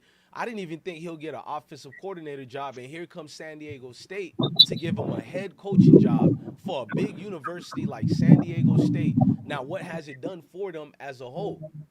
Failure. Yeah, he's doing. His record is really bad. I even went over there to look at one of our former players that I truly wish we would have kept. Bless one is Michael Harrison, and I was that was when he left. I really loved his game and what he added the first year, and so. But I looked at his numbers and nothing. Maybe I don't know if he's redshirting. I didn't see anything about him redshirting, but it was nothing. And Coach Sean Lewis, his record has been pretty bad this year. So right. I mean, it goes to show you, like, they tell you when you break up with a female and the grass ain't greener or whatever, like Sean Lewis, he had to go. So I'm not mad he left. The problem was he left messy because and the offensive line coach, they got exposed by Sean Keeler unexpectedly. Basically, Sean Keeler knew certain things during these press conferences, and you would see Deion's face like, how the hell do you know about this up there? So they were dropping information already while the season was still going on. San Diego State already exposed themselves, and I exposed it. You were in talks with Sean Lewis while the season was going on. Sean Lewis already had an exit plan, so he never put his all into coaching those boys. Right. Even after getting demoted, that was your chance to show, you know what, I'm going to, build a little bit more momentum so I can get a good job later on. And that's the thing. That's how powerful the prime effect is that a lot of these people, they come, and even the players, right? They use, if there's a Colorado offer, they usually ride that one to the very end, because that's the one that gives them, like, we love Georgia, we love all these other places, but there is nothing like CU riding the wave. There's a new era coming, and y'all just listen. The Buffs we are stampede, and we are coming. Like, and you can hear us coming. I know they can feel it. Bless one, I know they can sense it. And listen, and I say that with violently, that you can sense it coming, you can feel it. So these players, and like you said with the coach, they'll get in there, they'll ride off the name, because that name opens up doors for you. Deion name is that great in the earth that it opened up doors. And I truly pray that we can keep Pat Shurmur another year, as well as not Sean Lewis. What's our defensive Robert Livingston. Yes, because you know what? I love that Prime gave him he didn't take a chance, y'all. He gave him an opportunity because he was already skilled. See, we definitely got to know the difference between opportunity and chance. Chance is, I don't know if you're qualified for it. Opportunity is, I know you're qualified, but I'm gonna open the door so you can shine. But Coach Prime has always been that type. He knows it's coming. When I say that man has to have a mental fortitude that's crazy, because he knows all these opportunities are going to come for his coaches. All this stuff is getting ready to come down the pipeline. Like you said, it's going to get crazy, because there's going to be all types of offers to them coaches now to try to get them in a different position so that they can have Prime restarting constantly. Man, Rick George, the athletic director, you got a lot of work this offseason to do. Resources, alumni need to get together, because I think the agenda could flip this way. People could see another way to break down Colorado is taking everything away from Deion. But that's the thing, though. Deion proved this year that it doesn't matter which coach leaves. Joe Klatt, I don't know if y'all listen to Joe Klatt. He's been a strong supporter, but he's also been speaking and making great sense. Like, it's the Prime effect. If you hate Deion Sanders, you will hate him 10 times over because who he is. And if you like Deion Sanders, you'll be like one of us and like him 10 times over. So there's nothing in the middle. I can literally see coaches are going to get jobs from rivals. Like Dylan Edwards was only taken at Dylan basically went back to grovel at the feet of Chris Common. And my thing with Dylan Edwards, people think I hate him. No, bro, I'm a football fanatic. We could have hella used Dylan Edwards. There's a reason why I would never call a scrub or a garbage player a coward. I call him a coward because you literally would have been maybe the first or second string. Now, like Uncle Nilly said, you got scared of competition because you heard about them new recruits coming in. You and Alton McNoskill got scared because you got young walk-ons like Charlie Alfredahl. Y'all may laugh at him or whatever, but what he displayed during spring was like, even Deion talked about 5 stars versus no stars. He put in more effort into the spring, so he elevated and he got the second string position. You got nervous because you didn't know if you was getting the first string, third, or relegated to fourth. Like you're at Kansas State. You're relegated to a good old third and fourth string because the freshman Joe Jackson, he outplayed you. And then you got DJ Giddens, who will be a Hall of Famer one day in the NFL. So I felt like, whoa, you said you left us because you wanted better. And somebody, Mike is, I'm just letting y'all know. But you said you wanted better quarterback play. You threw a dig right there at Shedeur.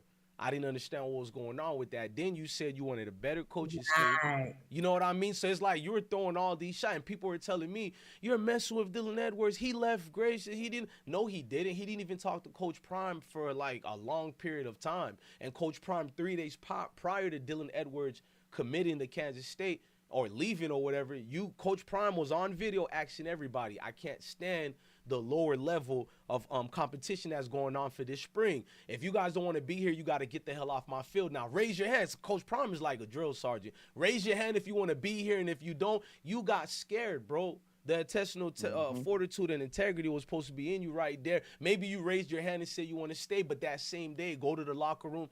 Listen, Coach Prime, you feel me? Things ain't going this way. The man been coaching you since you was a youngin'. Your best friend, Avery Johnson, is the quarterback that got the job and forced Will Howard to run away to Ohio State. So maybe you in love with that gimmick going on, but you threw dirt and shade, and then you did an interview 1 month prior to the season, and it was like a Gayle King interview or something with Oprah. Like, Prime done touched this boy. I was like, what's going on? Watch this. So let me ask you a question. Let me ask you guys a question. Isn't there reports that came out that Edwards just had a child? I tried not to get into that. I've been hearing that. Like, But okay. So you can get let into me it. stick with that. I'm just Let me letting you know I kick don't it. Let me follow. kick with it.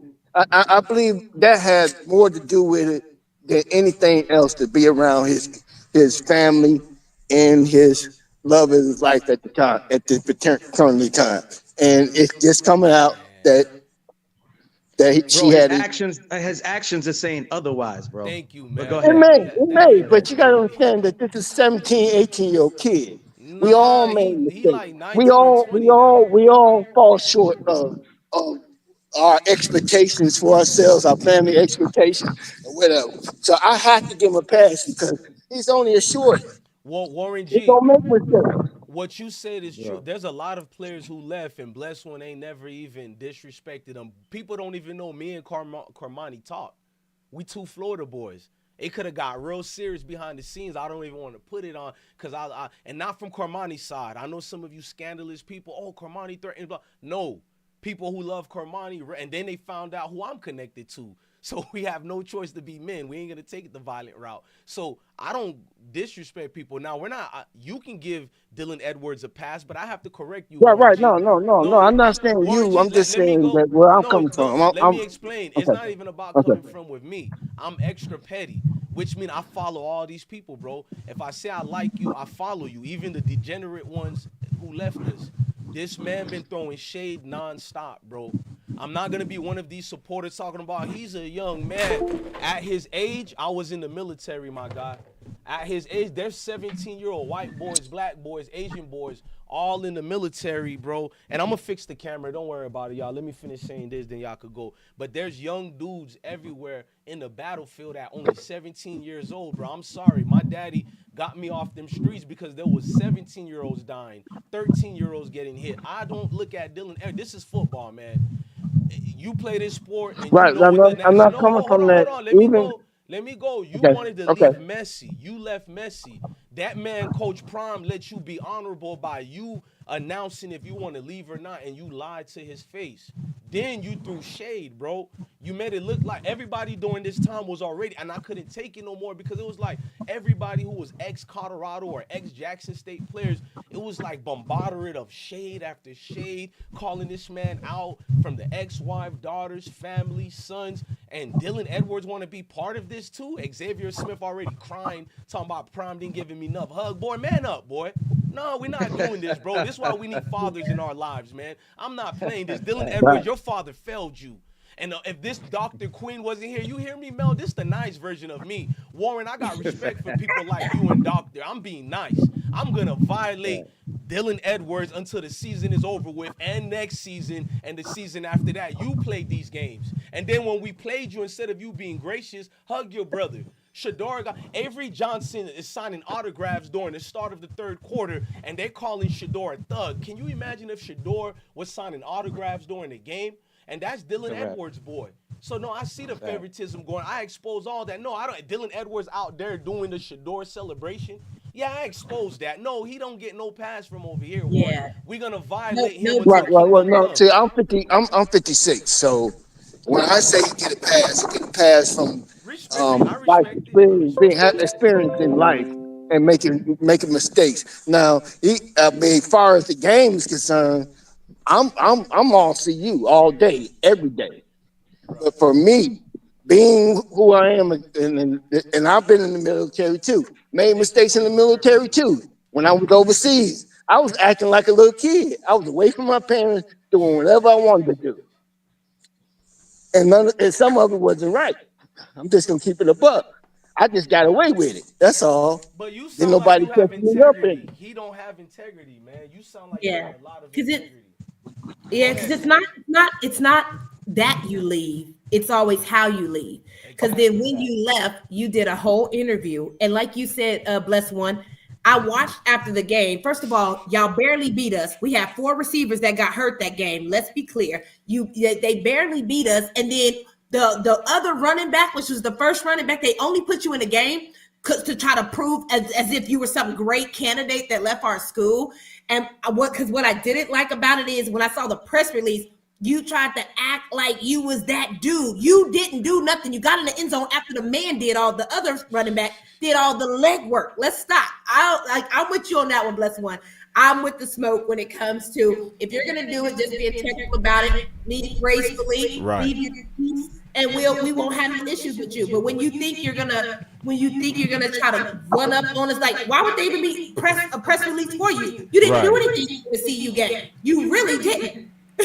He talked during. You're correct. He spoke like he was like the talent. You know what it was, right? Queen? And it was the other running back. It was the other, exactly, because he's a 4-star, Queen. So he looks down on Colorado and Deion as being lucky to have him. He's a 4-star. What he doesn't understand is Deion took transfers because he was going to put NFL pro-style coaches around him. So even if you're a 1-star, when you got only NFL coaches around you, I'm getting proper training to be the next same gifted player like a 5 or 4-star. So when Dylan went there, Dylan couldn't be that top dog no more. Bro, they put you... Sean Lewis was messing up and sabotaging the plays. He would put Dylan Edwards in the red zone on 3rd and 1.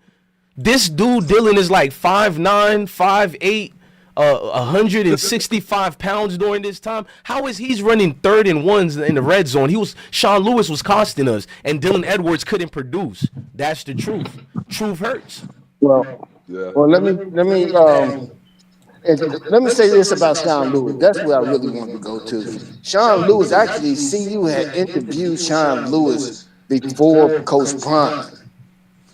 Oh, I didn't know that. Right. So there was a temporary agreement, and by Coach Prime coming in late, he allowed that temporary agreement and said, you know what, I'm gonna change. I'm gonna set what you got, right? But if it don't work, I'm bringing in my team.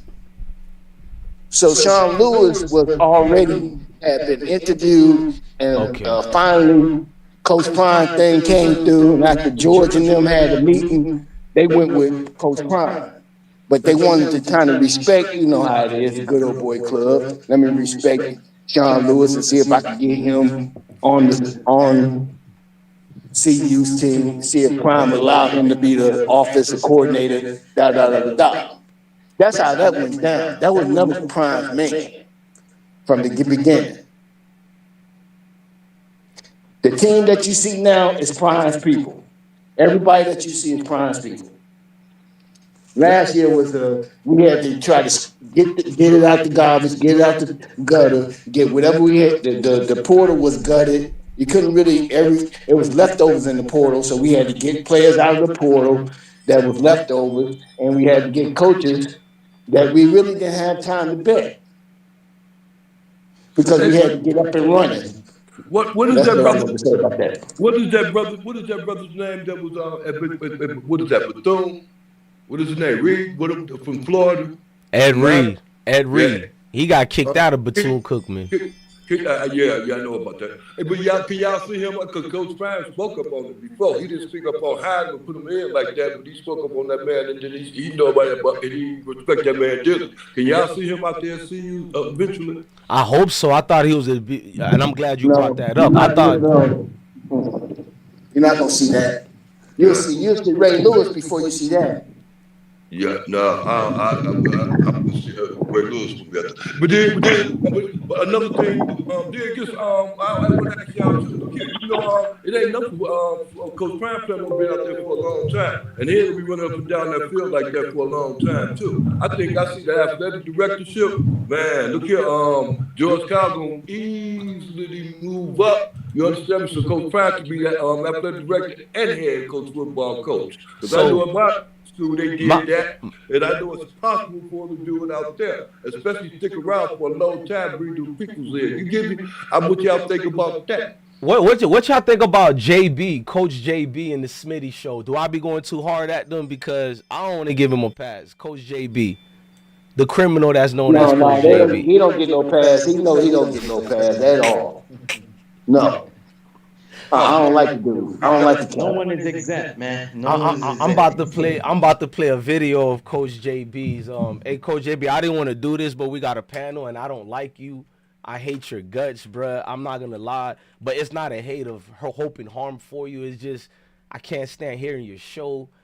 I despise you, Coach JB. So I'm gonna play you something right quick. You and the what's the Jiminy Crickets dude? The Smitty, who used to be with Jason Whitlock on Speak for Yourself, but he was a dude boy over there too. And Jason Whitlock looked like he seamlessly got rid of you because he could have added you to his Blaze show, and you stuck with JB. Smitty, I think I have to do a video separate about you, bro, because I try to give you a pass. You seem like a good dude. I remember you tried to work in the media, but you seem to go with anything JB says about the Deion slanders. So I want to play Coach JB situation right quick. This is you, Coach JB, and let me make sure the panel can see it. Hang on. Something was irking me.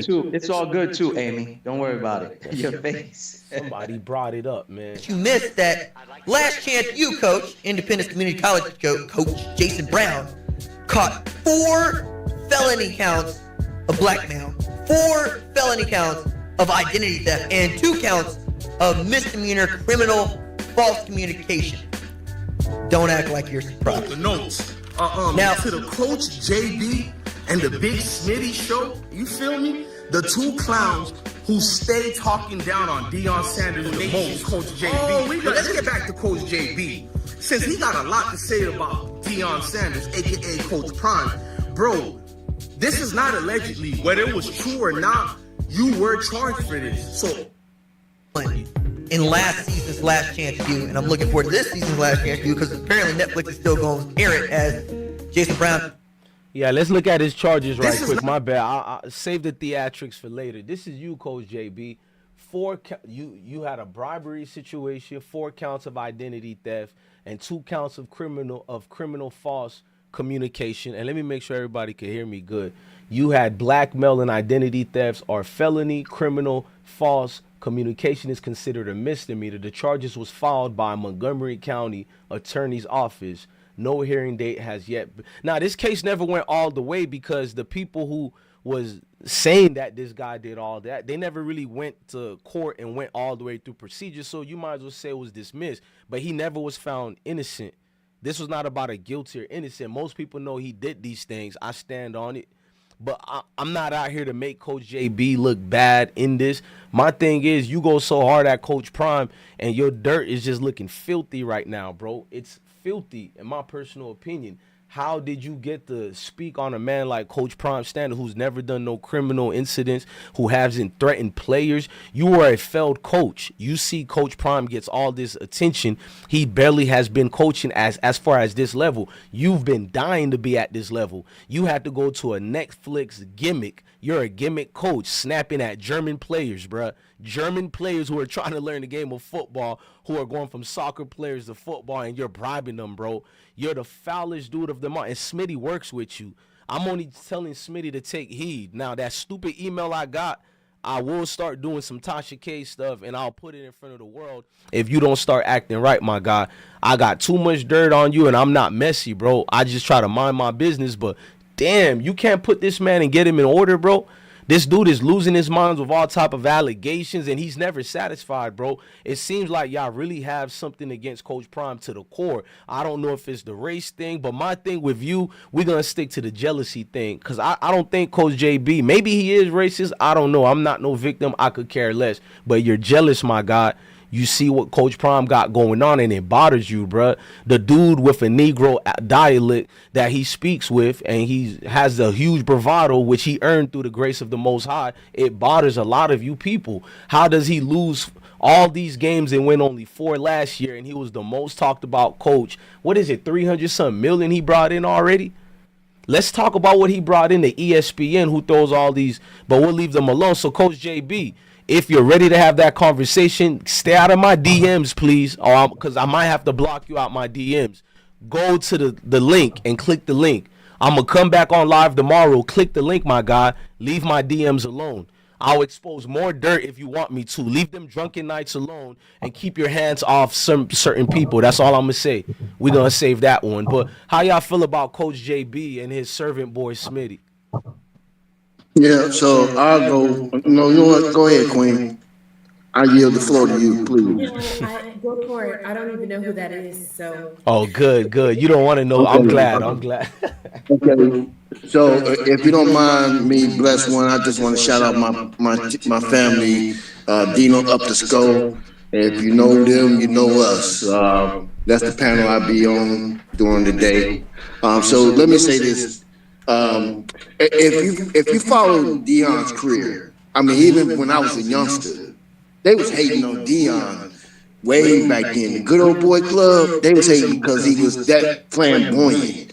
He commanded the attentions of others. He didn't yield himself to the coon type of attitude that they were looking for. And so that really pissed the media off. He would always challenge the media. He would always put the media on those who reported about him. So JB came up as well during that time, and it was a lot of hate for Deion when he was at the Cowboys, when he was at the San Francisco 49ers, the Atlanta Falcons, when he was with the Atlanta Braves. I mean, it was just that much hate for him. So that hate is trickling over into the coaching thing, and they don't want him to succeed because he had so much success. And when they they thought they was okay, they was safe as long as he was in the HBCU. They didn't really have to really deal with him. But he comes to disrupt that old traditional way of thinking about football, or how football has been generally played in college, because most of these other programs use our black men, young men, and exploit them for their talent and was not paying them. And so there's a lot of things that took place, but that's part of where JB is at. He's stuck at being at Prime for being so successful and not looking like a failure, you know. So that's where that comes from. He don't like Prime. He's jealous of Prime, just like you said. Me too. Let me play a song for his jealousy right quick. Hold on. I see the jealousy and hate. I see the jealousy and hate. Fuck that shit, we gon' be straight. Hold up, bitch. I see the jealousy and hate, but I got People be asking me where I got that song from. That's Pimp C's son. My Texas partner gave it to me because they rock with Coach Prime all the way. But yeah, man. At this point, man, I'm not gonna take my foot off the gas. I'm gonna make sure all the rest of these lives. I didn't think a lot of y'all would click on this live stream today to bring this type of energy. So I got to take this more serious than I have been, man. So my bad to everybody else. Like, I didn't know y'all was really waiting for me to do a show about Colorado. Like, the only last time I went live about Colorado was our victory against UCF. But I think a lot of people feel the same way, and they just don't have an area to be vocal about it. So I'll definitely do that, man. Like, I do a lot of R&B because I feel like covering hip hop is nonsense now at this point sometimes. And with this, I didn't think the football world will be the same thing like the hip hop world, the politics, man. And it's like all the agendas, like the referees have been wilding this year, bro. I don't know what it is. All the refs seems to be on one agenda right now to be against Colorado. They're very. Let me play one video. I don't think the y'all in the stream are gonna get to see it, but let me play it for the people how Look how they keep babying Travis Hunter. Let me show y'all something right quick. It's little things like that that make you think, oh, okay, I see the game. Hold on. Another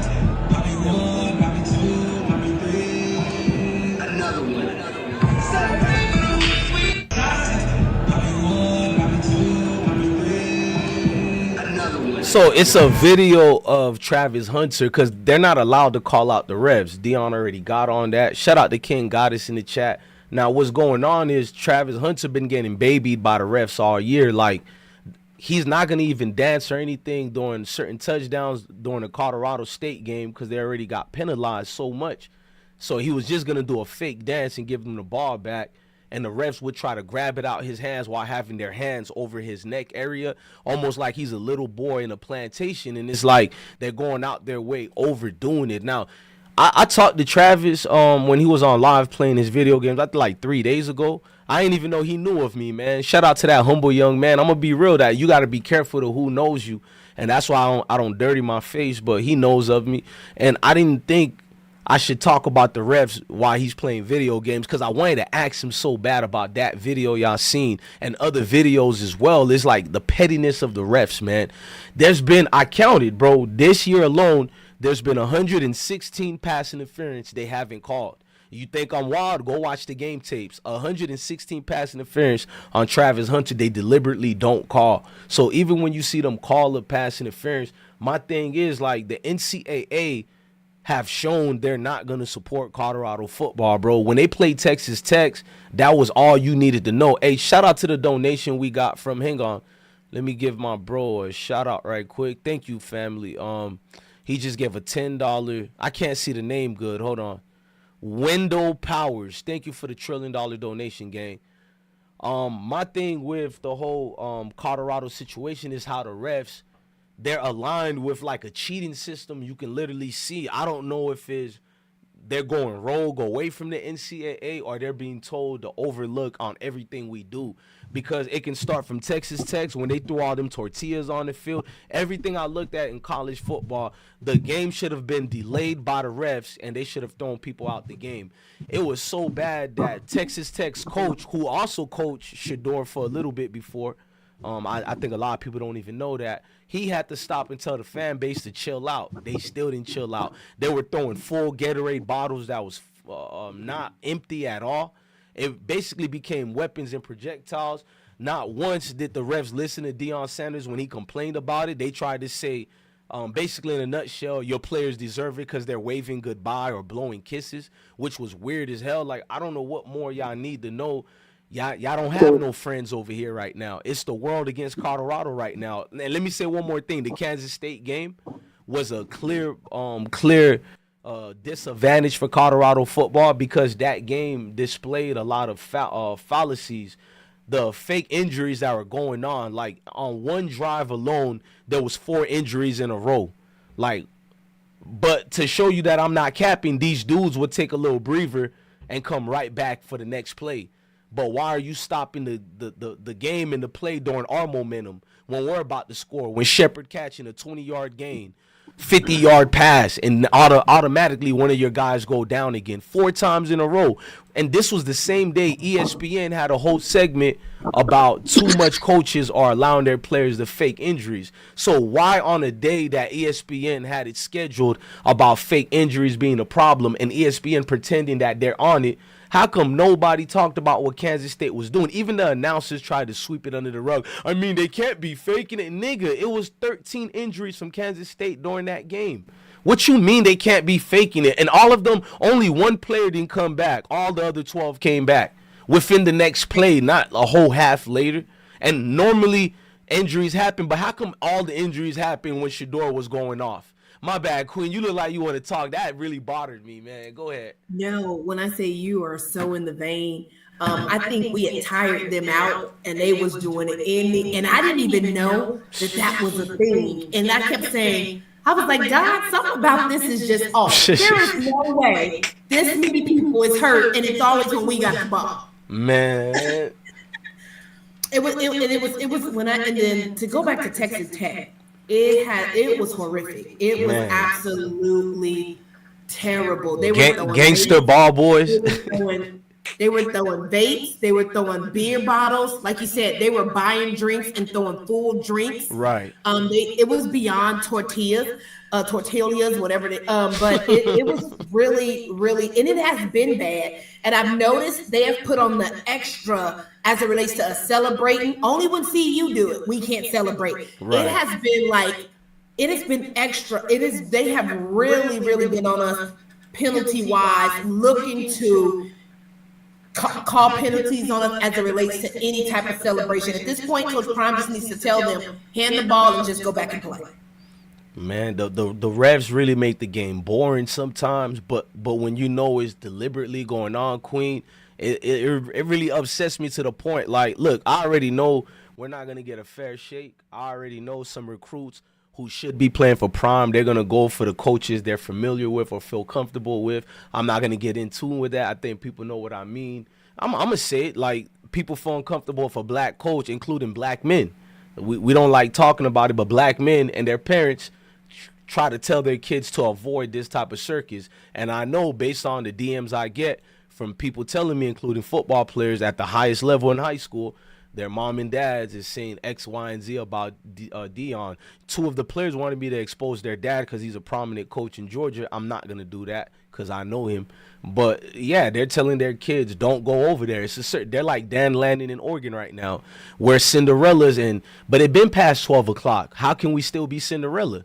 We done moved up from glass slippers to our own production now. Like, we are the top echelon of things because you talk about us every day. I've never seen a team that has an inexperienced coach. He defeats all these so-called coaches. Of course, there's going to get back. Matt Rule has never been held accountable on any level. Matt Rule, who has 30 years experience at the highest level. Shout out to you when you were at Temple. You did a good job. Then you went to Baylor. You left. You didn't get a backlash like Deion when he left JSU. You went to Carolina Panthers and failed miserably. You came back to the college level and you played against Deion. Nobody talked about how we obliterated you. Deion, his first year, he beat you in every way, shapes, and form. That wasn't talked about. Then you beat us a year later by less points than what we beat you a year before. And Matt Barry talking about they punch and beat up Colorado. They punched Deion straight in the mouth. It's like everybody was celebrating like it was a victory. And I told everybody, watch.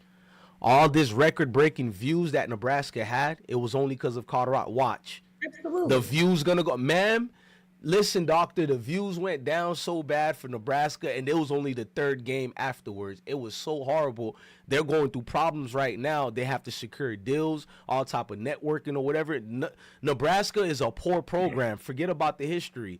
You might as well say it's a welfare program right now, and no one talks about that. No one talks about how Matt Rule got beat by over 50 points. This man been 50 goddamn points by a lesser team like that, and you dudes laughed when North Dakota was a close game, but North Dakota has beaten a lot of top teams. North Dakota State is a team that produces NFL quarterbacks, if you didn't know. Before the game, I warned you guys, if you don't watch football, you're going to be like, how the hell they're playing close games with North Dakota State? North Dakota State, I got my money on them versus Ohio State. If Ohio State didn't have my little brother, Jeremiah Smith, from Hollywood, Florida. If they didn't have him, Ohio State is a team that plays cupcakes. Your top 10 teams in the top 25 plays nothing but cupcakes, and nobody gives them any period of outlash and talking negative on them, calling out their coaches. Deion Sanders is 8-2 right now, and there's still people going, but this and but. It's like, damn, bro. The goalpost is constantly moved for CU, right? If we play a team and we beat them, the team wasn't any good. Right. Now we're winning in the conference. Well, the conference is no good.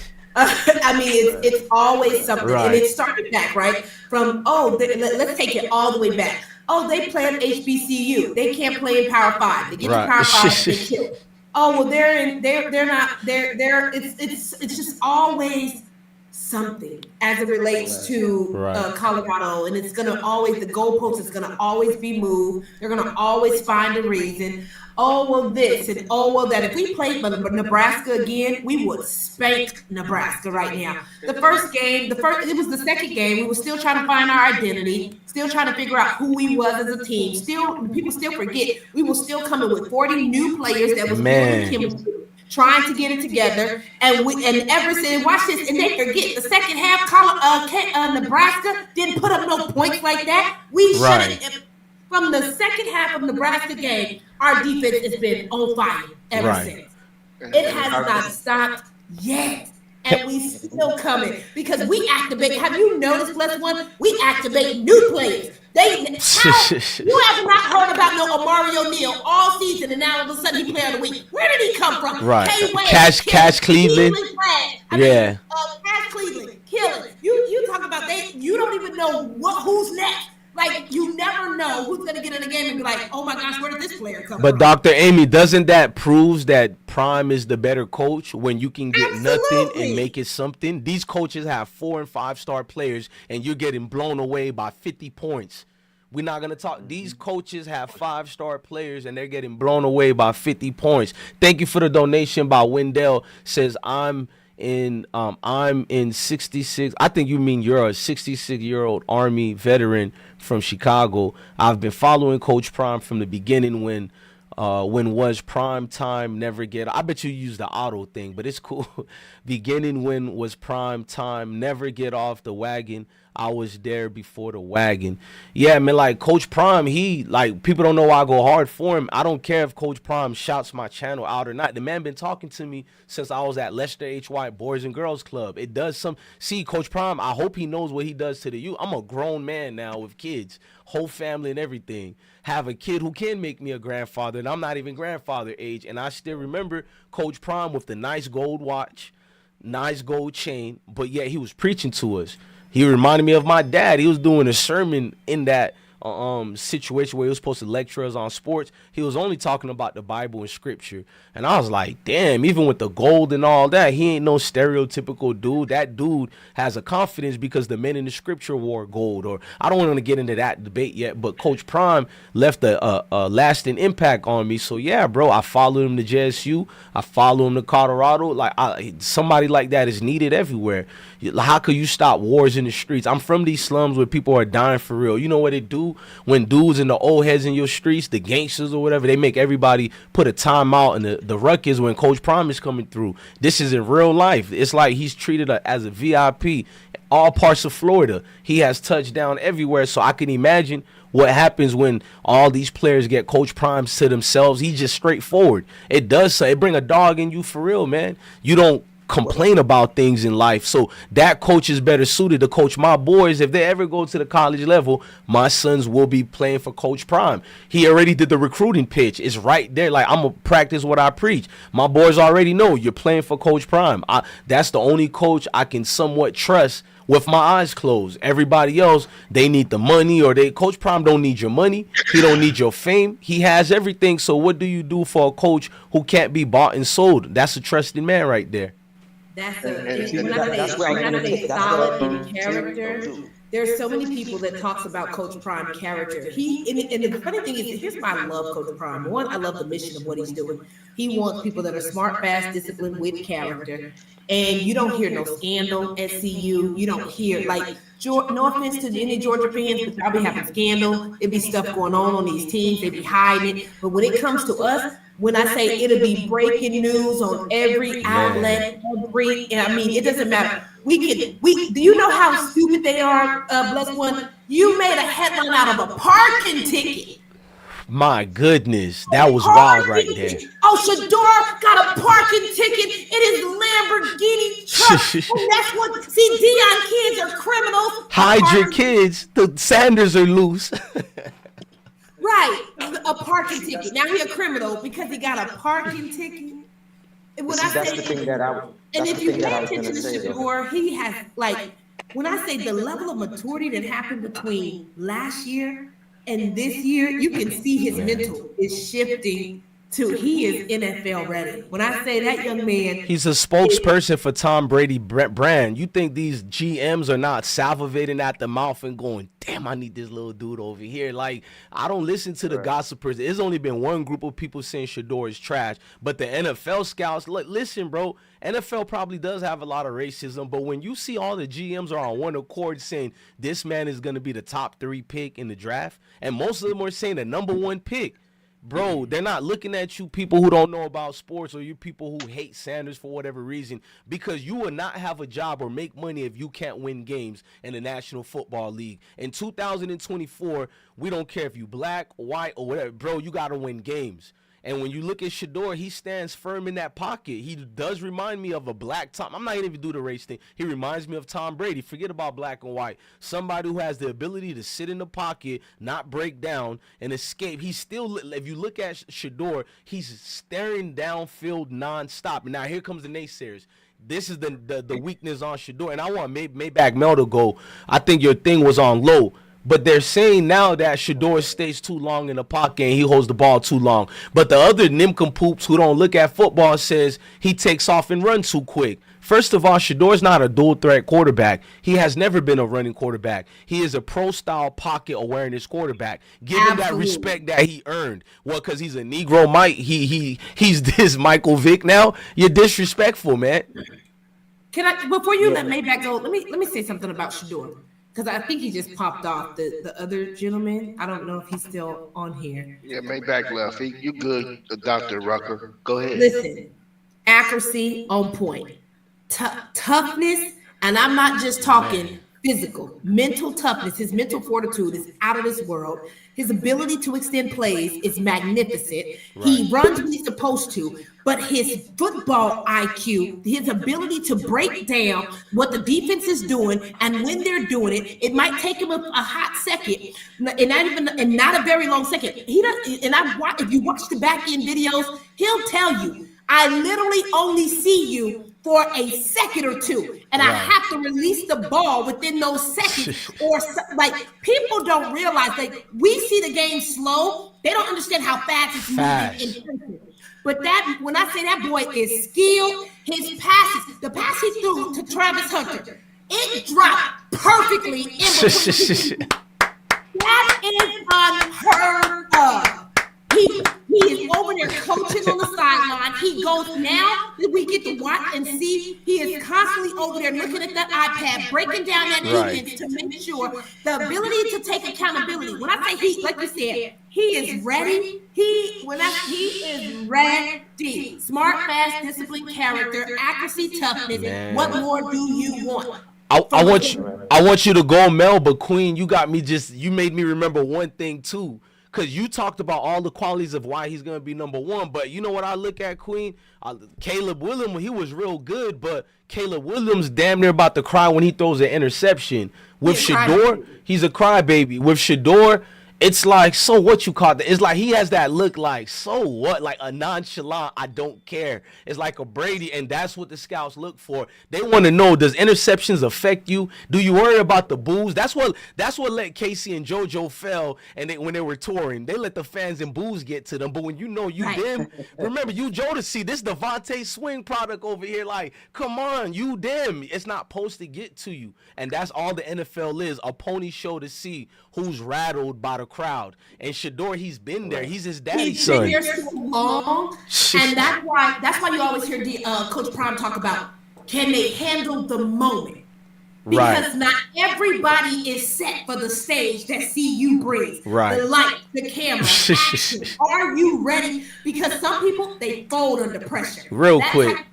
And Shedeur, he got my type of personality. Remember I told you guys I played sports. And I remember this girl blocking me when I played. You're at a higher level than most of us, Queen. You might as well talk your ish. Listen, I played basketball, and I remember this girl blocking me, and I was one of the coldest in my city. I remember this girl blocking me, and you know what I told her? And I can hear, this is what I can hear Shedeur saying. When you said it's the interception, you're going to have to block me all night because I'm going to keep coming. So you think because you picked off one pass, I'm still coming. I'm going to keep playing. That's one moment. I have a long game to play, and it's gonna be hell for y'all to pay. Man. That's the type of personality, but people don't like that. They need you to be humble. Oh, no, you say, oh well, I had a good game, and I just think like that's how they want them to act, but that's not their character. Right. Their character is strong, confidence, bold, and Shedeur is so soft spoken. That's what's so crazy. Yeah, he's quiet behind the scenes. That's what everybody tell me. Even some of the faculties at CU, when I'm in the DMs, they be like, you know that boy watch you, right? And I'll be like, I kind of feel he does. Shedeur just has what you just said, the confidence make you think every day he's just a jerk. No, I don't see it like that. I see it as a dude who's playing a game of football, and it's not bigger than him. He think he's bigger than football, which is a good thing for your quarterback to think like that. Dudes who keep thinking small, you get small results. They're the ones who, by year number 3, you see everybody's trying to get rid of you. For all these quarterbacks, Caleb Williams is only, in his 9th game, in his first year in playing, people are already saying get rid of him. This is a Heisman winning quarterback. None of that crap matters. You just said that Shedor's been, he's been here. But you know what, Bless One? Here's why Shedor's in a great situation, and I want you guys to tell me what you think. When you come from where my O-line is not the best, right? All these other schools, their O-line is great. Have you noticed every quarterback that their O-line was great is not doing that well in the NFL? Right. But the ones that, like, he didn't have all the greatest O-line. Most sacked 2 years in a row. It made him sharper. When I say it has really developed him, sometimes we don't realize that certain stuff is refining us. Right. Oh, you sound like you preaching the scripture right now. Perfect example that you're giving is Mac Jones coming out of Alabama. Jesus. The Patriots drafted him. You know what I'm saying? And when he came here, there wasn't a great O-line, not great receivers, and you see who he truly is. You know what I'm saying? So that's basically what you're saying. Because like you said, a lot of those colleges, they have these big country, pale white dudes, you know what I'm saying, that was lifting cows on the farm and everything that can block for their quarterbacks, you know what I'm saying? And when they come to the NFL, you see that these guys is really bums, But now I wanted to talk about Deion, why Deion gets a lot of hate, like the bro was saying earlier. It starts from back then, and then not only like to piggyback off of what Bless One was saying, it's like he's not, when he come and speak, because I've seen Deion speak myself, you know what I'm saying, to the youth. He's not talking about just sports. He talk about life. So someone like that can, you know what I'm saying, instill certain talents or basically tell you about the talents, the hidden talents that you have within you, and bring it out and tell you how to act as a young man, and when you grow up to be a man, how to conduct yourself, especially if you have a family, whether it's a 2-parent household. Deion talks deep like that. And of course, they don't want someone like that impacting the youth. So that's where he gets a lot of his hate, because he knows how to motivate these men. You know what I'm saying? And again, he talks about life and trials and tribulations that they're going to face. They don't like that. You know what I'm saying? They don't like that. So that's where a lot of the hate come from. And of course, he's doing what they didn't expect him to do. That's another thing, and another thing, man, forget about the 4-letter, man. We already know who owns the 4-letter channel, man, ESPN. They under that Disney umbrella. So, man, they're gonna, you know what I mean? Mel, I got you. Go ahead. And hey, Warren, when you done, Mel, we got to flame Shay. We've been for 2 hours and 20 minutes. We didn't even bring up Shay. We got to flame Shay. But go ahead, Warren. I did bring him up, but we strayed away from him, but we can bring it back. Right. Yeah. Okay, so let me say this. Before there was even a social media, YouTube, all of that, I grew up in a time where we had to socialize. It was the media making these stigmatizations about black men and the characteristics of a black man. Now that we have social media, it's hard to blemish a person's character or to make them be out to be this such and such and such. That's why we had the likes of Muhammad Ali, Jim Brown, Kareem Abdul-Jabbar, the likes of Public Enemy, KRS-One, you know, those music that hip hop came out of the fact that we was being mischaracterized, and we wanted to put our truth out there within our community. And so hip hop came out of that oppression, that pushback against especially against the black man, because the agenda was to incarcerate black men, to keep them out of the family structure. If they can keep us from, the saying, divided, if you're divided, it's easy to conquer you, right? And I'm paraphrasing that, but I guess what I'm getting to is this. Media channels like Bless One, Dr. Ruckus being able to voice their opinion on a social platform kills the main media structure or their influence on our community.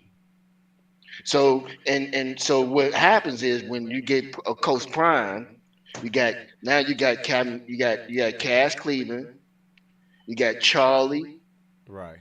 You got the likes of Ben coming out and saying how much they care about Coach Prime on national TV or on the social platforms that's putting it out there, and it's going viral.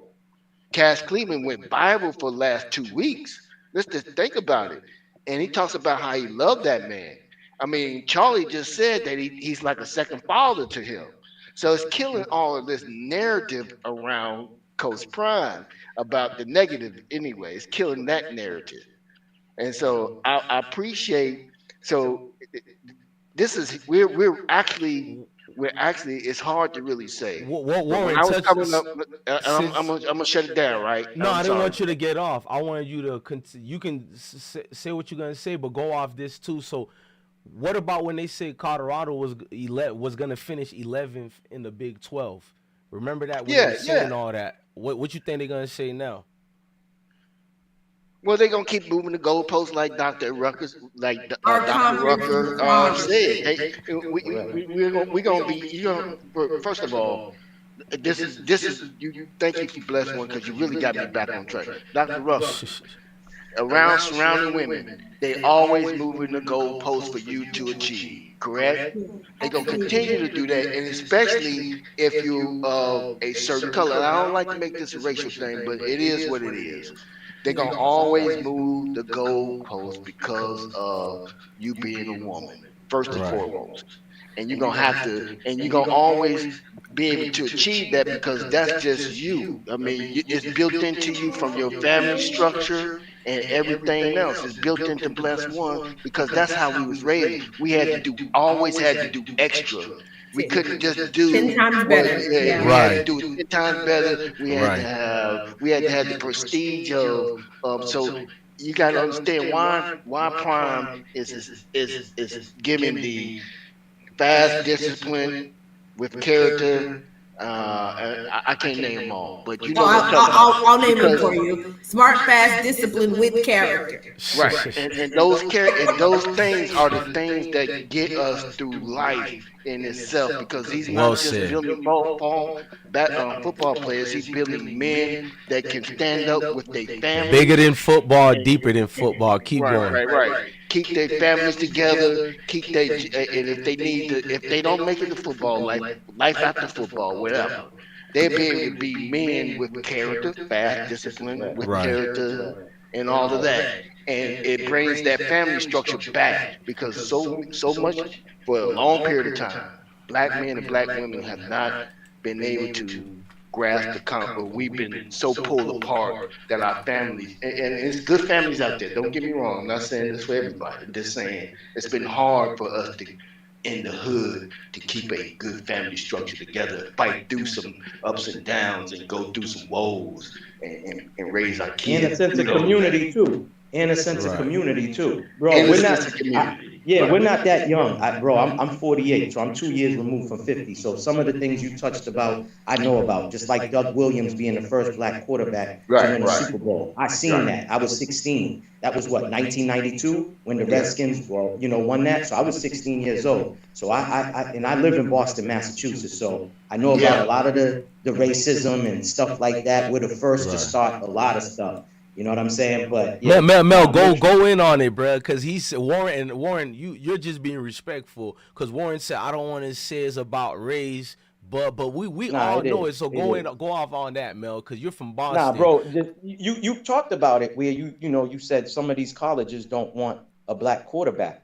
You know what I'm saying? It still goes on to this day. They feel like the black quarterback can't process, plays and stuff like that. They dumb. The white quarterback is much better. So this is still going on. And like the brother said earlier, with a lot of these colleges, man, listen, I've been to Tuskegee, Alabama. I see how it's still going down to this day. Yeah, they might salute you. Even I'll give you an example. Marcus Smart talked about it after he left the Boston Celtics, where, he was walking in the street and he was called the N-word. You know what I'm saying? But they praise him. Now that's ignorant people. It's just like you could go to the Red Sox game to this day and you're gonna hear the N-word being flown around. Right. So, bro, it still goes on. It's in sport. Sports is connected to Hollywood. Hollywood is connected. Yeah. So exactly. The military. I got plenty of friends that are veterans. They talk about how this gang influence in the military. They get treated a certain way. Like we.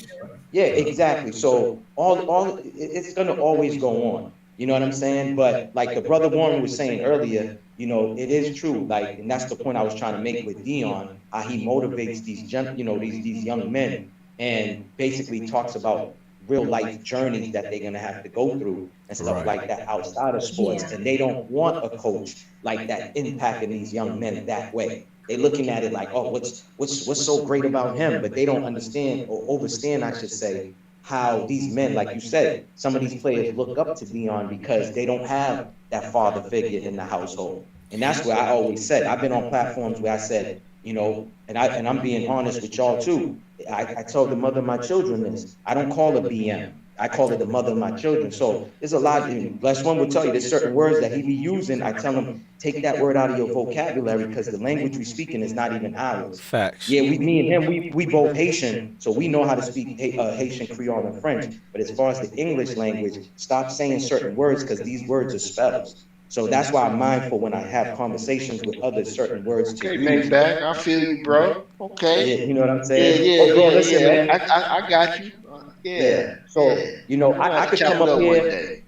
Yeah, but that's one could tell you, man, like, I got a story, but I don't promote my story, but it made me the person, the man that I am today, the father that I am today. I've been in prison, in and out of prison the whole 90s. So I missed my teenage years. You get what I'm saying? But to me, it was a great experience because that's why you look hella younger than dudes 30. Yeah, you know that story, man. Some people, that stress makes you look old, but when you do some prison time, some real time, and you know what I'm saying, it can make you young. You know what I'm saying? And so the point I wanted to make is that the way I got impacted was OGs, and when I say OGs, I'm not talking about original gangster. I'm talking about elders who offered guidance. You know what I'm saying? That's how I break down OG. I didn't have big homies or nothing like that. We was all the same age, just running them up, doing crazy stuff. But when I was doing my time, I had men that took their time out of their, dead time that they was doing and gravitated to my energy and was giving me knowledge because they was never coming out. You get what I'm saying? So back to what you were saying, we don't have that camaraderie, we don't have that sense of community, and that's what's going on. I mean, there's other issues we have in the melanated community that's going on as well, but, just having that family structure or I was fortunate. I'm one of the fortunate ones that had both of my parents in the household. Bless one could speak on that. A lot of, friends or family members we have didn't have that structure. And that's why I always believe in having the masculinity in the household and the feminine energy to create that perfect balance. You know what I'm saying? But that's not spoken on a lot, but I digress. Hey, thank you to Wendell for the $1 billion donation. Said it was 88 or 89 when Doug won the Super Bowl. Yeah, my fault. Yeah, I said 92. What I wanted to say, I think this is a race thing all the way. Y'all know me, I'm unapologetically about it because, like, I be having white friends when I make these videos because, like, I can't be around you and they don't want to be around me if you don't just be who you are. And I'm somebody who's very strong-willed in talking about that, and if it makes you uncomfortable, then I'm like a thick, I don't want to say, we got Dr. Amy here, I was going to say a thick B in the room, but I don't want to curse, but when Drake says she make everybody uncomfortable, and I make people uncomfortable if this thing cut you deep. The scripture said the truth cuts like a sword. This whole Colorado thing is deeper. It's race, but it's deep with race, meaning that, look, bro, people jobs are in danger to get replaced now. So now you got quarterbacks who are like the last living thing guys can stick to, and after being journeymen, they can become coaches. So now this is being obsolete for certain Mayo nations. Now the Negro nation is coming in and taking key vital jobs. Quarterback position everywhere you look, in the high school level, Pop Warner level, college level, NFL level, it's a brother. It's a brother here. It's like, damn, it's Any Given Sunday with Jamie Foxx and Al Pacino all over again. When that one dude said in that commercial, if you paid attention, he said, ladies and gentlemen, we're living in a new breed of things. There's a new breed, a new I forgot how he said it, but he was talking about Jamie Foxx playing the quarterback position. And when I look all around now, I'm like, I want brothers to look around. Nigga, you took that position. Look, bro.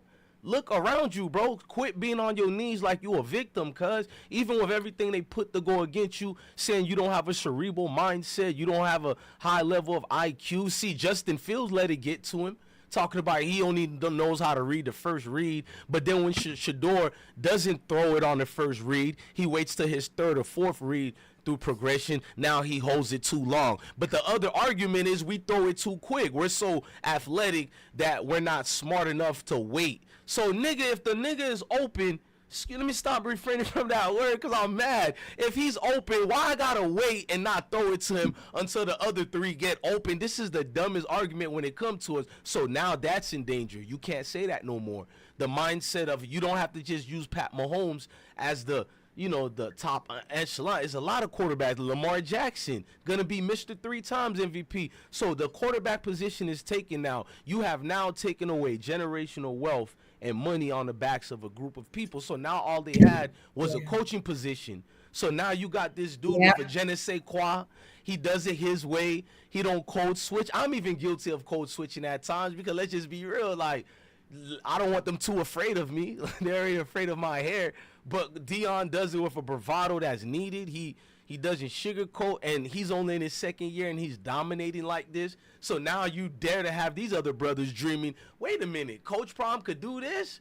Shoot, I was in the NFL. I was a Hall of Famer. Maybe I can do this too. So it puts a lot of people in fear. And I'm not talking about regular brothers coaching because that has elevated too. We're talking about young NFL melanated brothers who are retiring. And they can now have a position just like these other dudes and coach, not just at HBCU, but go to the Power 4, Power 5, Power 6. Now you're going to have a whole, just like one little baby frog and then it's 1,000. Now you see melanated chocolate brothers everywhere just dominating, and it's just going to put fear in people, bro. These little meetings that had these sophisticated type of bougie people, now you seeing the chitlings in the kitchen, collard greens that's actually cooked right, macaroni that actually was baked 380 degrees, 45 minutes to an hour with no raisins in it. Like, it gets people uncomfortable, and that's what Deion is doing. Like, all the people who couldn't play football, like, I'm a skinny dude, but I played football. My dad didn't say, no, he's going to get hurt. Like, he threw me out there to the wolves. Now, these dudes who are frail, who couldn't play, like Sean Keeler, who looks like his wife is cheating on him. He has a vindictive against this black dude. You know it, Queen. He's with a lady. He's doing a story on Prime. He's with a lady friend, and she's staring at Prime, doing that little dance, smiling. She's staring a little too much. It makes the room uncomfortable. I say what niggas are afraid to say. You get uncomfortable. A nigga like me, Maybach Mel done shared a story about prison, and you see me with my hair, and I'm not supposed to be smarter than you. I'm not supposed to have intellectual wits, and it makes you feel, wait a minute, my grandfather told me these Negroes were under us. They didn't have this type of brain. Nigga, this ain't the Scarecrow.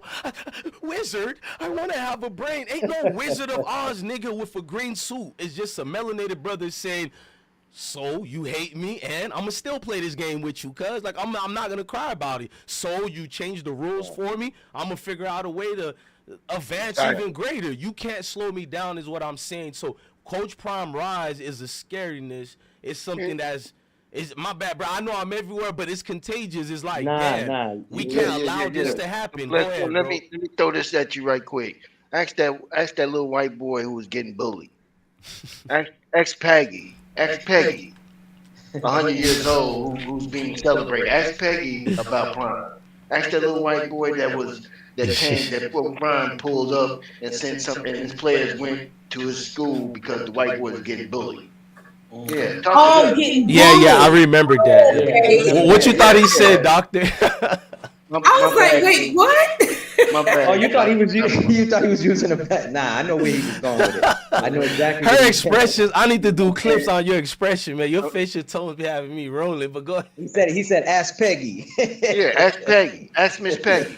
Yeah, you talking about the old lady who's been there forever. No. I knew that part when he said the little boy that was getting bullied. Yeah, I thought he said yeah, was getting something. yeah. I was like, No wait, Diddy, what? no Diddy. I think I know. No. Oh, and that, matter of fact, that happened a few times. Well, it wasn't with Colorado. There was a player who played for a college team. I can't remember the dude's name, but he was in Florida. Oh, never mind. He was in Florida, and some little boy was like the only one in the cafeteria sitting by himself, and that player went to the school and found out about that story and sat with that boy and uplifted him. I think he's a wide receiver now. Travis in the NFL. Rudolph, he played for Florida State. He's the one who won his case where he killed somebody because his girlfriend brother was trying to kill him. Yeah, you got a good mind, Maybach Mel. Good. I didn't even know you remember that. And so ask those men that have kids when Prime brought in a financial literacy, financial advisors to open up account so they can have something for their kids. Talk to them. You ain't got to hear it from us. Just take it from them. You just keep us. If you want to take us out of it because of our position with this, go listen to them. Why are you listening to somebody that ain't even in that space? Peggy is this. Peggy is starting. They got Peggy in NIL deal. Yeah, and Colorado has been great. I can say this. I'm gonna go on. She has an NIL deal. Right, and I'm gonna go on. You serious? My bad, boy. You dead serious? Yeah, and speaking on NIL deals. No, I'm talking about Dr. Amy. She said Peggy got an NIL deal. Yeah, with the glasses. Yeah. Yeah. They got a Bless. Why would you be surprised, Bless? Look at this color of Peggy's skin, man. Listen, Prime gave everybody Peggy was on the magazine, the Sports Illustrated. Right. I'm not thinking of her skin on Mel. I'm thinking of what Dr. Amy is saying. The Prime effect is so strong that hey, if you want to eat off this golden goose, man, we got golden eggs dropping everywhere, man. Come be part of the winning team, man. If you don't want to be if you don't want your coach all in the video, if you don't want your coach all in, come over here to Colorado Road. About the Prime effect and just where Prime is. Not to cut you off. Nah, you good, Queen. I'm talking mess. I ain't saying nothing. We got to realize a lot of the backlash that Coach Prime get with the media is because he's before his time. Coach Prime is actually the blueprint. He's a trailblazer. Damn. He is the thermometer in any room, and so they have never seen this before. The way he used media, they'd be like, "Oh, it's click." Your school, your players, your program, your administrators, your AD, your board of directors, your booster club is coming for the same thing Coach Prime is doing. I promise you, in a couple of years, those recap videos, all the stuff that they're doing, I know for a fact there's people studying Coach Prime, whether they like it or not. You're going to see more and more teams doing the same thing that Coach Prime is doing. He's just before his time, and people usually demonize what they don't understand. So that's why Dan Lanning can go and say, "We're not playing for clicks." Well, why is the camera in your locker room? Why is the camera in your locker room if you're not playing for clicks? You rehearsed that moment. You played that moment in your head. It's like a preview for the punchline. You were waiting for the perfect time and moment so that you can get some clicks because y'all views ain't like that. And they can say what they want. Paul the Crypt Keeper. And that's what I call him. God. This nigga. And y'all know he looked just like the Crypt Keeper. Go Google a picture of the Crypt Keeper and Google a picture of him. They look just alike. He made that comment at the very beginning of the year that we were irrelevant. Right. But every game we've had has been on a national channel. Record How breaking. irrelevant is that? No, let me drop this stat. Every game is on a national televised. Every single game. Every single Let me drop this stat. Let me drop this stat on y'all. Deion Sanders has generated $13.2 million in economic value, okay, to Colorado. That's telling you a lot right there. All right. But he's made that's economic. But he's made $380 million towards their way already as a whole. See, that's what they're scared of, bro. He's his own atmosphere, man. I'm not gonna lie. I've seen black coaches on this level before, but not like this at all. Yeah, not like him. Not even close. Not even close. Oh, excuse me. Hold on. So this is what the number is. My fault. I was reading something else. So he's already generated $343 million. Right. That's okay? Crazy, bro. Yeah. That's on media. I guess they lump all of that all together, right? And hold on, the university online. That's just Colorado money. If we're doing media, that's probably over $1 billion already in 2 years. And the year even up yet if we're doing like ESPN, Fox. Sports. That's just Colorado, bro. That's just one university. And you know the numbers finna go up because they're winning now. That stuff finna triple so much. It's crazy. Queen, that's why they mad, Mel. That's why they mad because he won 4 games and generated more income than some of these notable schools, bro. It scares the hell out of the alumni, the committee boards of these institutions. It's like, wait a minute. See, Dr. Amy just said it's the blueprint, and that's the problem. Prime just took the Geneva Code, bro. He did a loophole that can never go back. No more niggas have to beg for chicken circuit type of breads and crumbs because you can never say they can't do it on a level like that because now your experience don't mean nothing. Matt Rule has 30 years or more. This man, it looks like the little kid learning from Deion. That was embarrassing last year. Nobody talked. Most of these coaches have more experience than Deion, and he's been more gracious. The way he beats them, it could have been me, man. I would have been talking on every victory, bro. On some Muhammad Ali type. Prime is definitely the man of the God. He reminds me of my father because I fell short of the cloth, but it couldn't be me, bro. I'm beating you dudes like this. All my life being a sports fan, I was told we don't have the brains. We don't have the experience. This dude came in there and said, I'm going to beat you, and he beat you. He never gets rattled, bro. They won 4 games. Most coaches would be questioning themselves, can I even coach? Prime didn't even do that. He said, I ain't the reason we won only 4 games. I got to demote Sean Lewis right quick. I got to get a couple of people out of here. Like, he made sure people know it's not because of me we won 4 games only. We got certain people trying to sabotage. And we got certain, you know what I mean? Weak players who don't want to play, like Prime said. Why do you come here just to gripe and moan all the time? He's going to treat you like your parents. What mom and dad going to let their kids go and be failures? And you can't handle Coach Prime. You're going to be an Xavier Smith. Xavier Smith, I talked to your Georgia uncle before. He spoke to me. That's not why I left you alone. Once I become family of people, you don't want me to start feeling sorry for you. I feel sorry for you, Xavier Smith. That means you can't be an NFL player. When niggas start feeling sorry for you, you're a charity case. You told the media that Coach Prime would walk past you, which was cap. Shout out to Uncle Nilly. You said Coach Prime didn't give you enough motivation. He didn't talk to you when you needed him, and he didn't give you hugs. That was your words. And you cried to that reporter.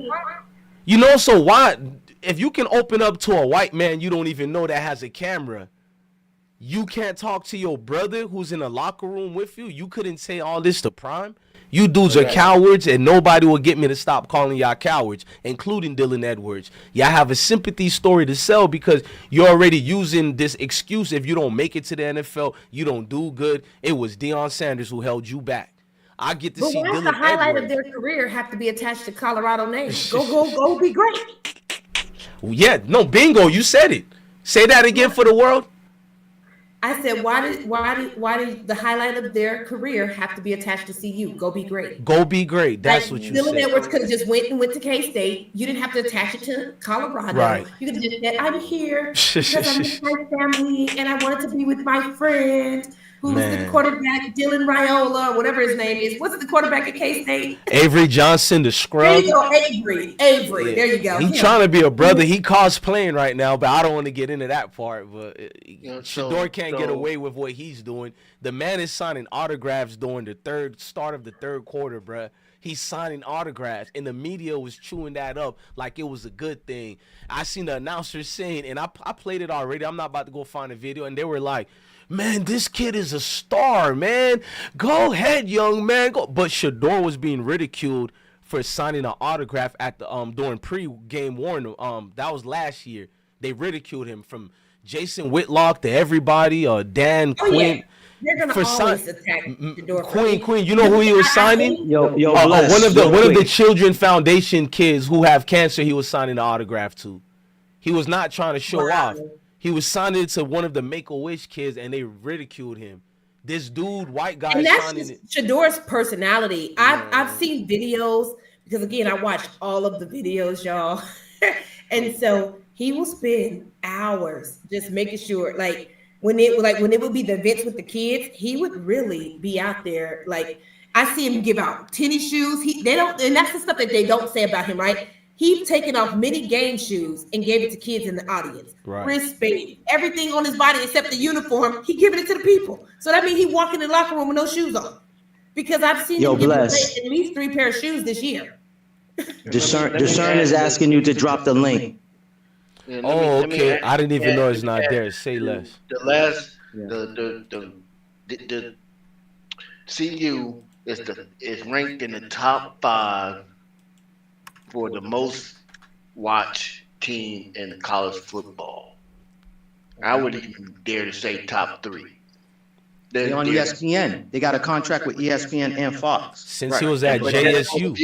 They're the most viewed. We're talking about a team that's not supposed to be nothing, that is competing with SEC teams. Crazy. Far as you talking about the Georgias, the Oregons, the big boys. Correct. The big boys, and they're in the top 5. Correct. And so money, what's happening is CU is changing they're getting a seat at the table now. It's no longer SEC being seated at the table making these decisions. See, they have to bring CU to the table now. So CU has a say. Next year, you're gonna see CU having more of a say so. If you didn't catch last week's game, Saturday's game, the commissioner was at that particular game. You don't think he would just dare to die random, do you? Or he just coming to see the site. He's coming there to do commissioner of what? Football? Big 12. Of the Big 12. The commissioner of Big 12. He went to check out his beauty queen. What? That's the listen, his money maker. Yeah. His lifeline. His powerhouse school that put his company back in the map. You know, Master gotta be there. What happened at Texas Tech got back to him in a way that he couldn't avoid making a visit to them. So know that there's back meetings with George and Prime and some of the commission, whoever is behind the scenes. They talking to that commissioner and said, look, this is what we want. We ain't gonna accept this. Now you need to do this. So, or else we can move our product somewhere else. We could do things differently for ourselves. Yeah, that part. Prime kind of manifests this anyways, because he talked about this like early on. I think it was around when the NIL was being talked about.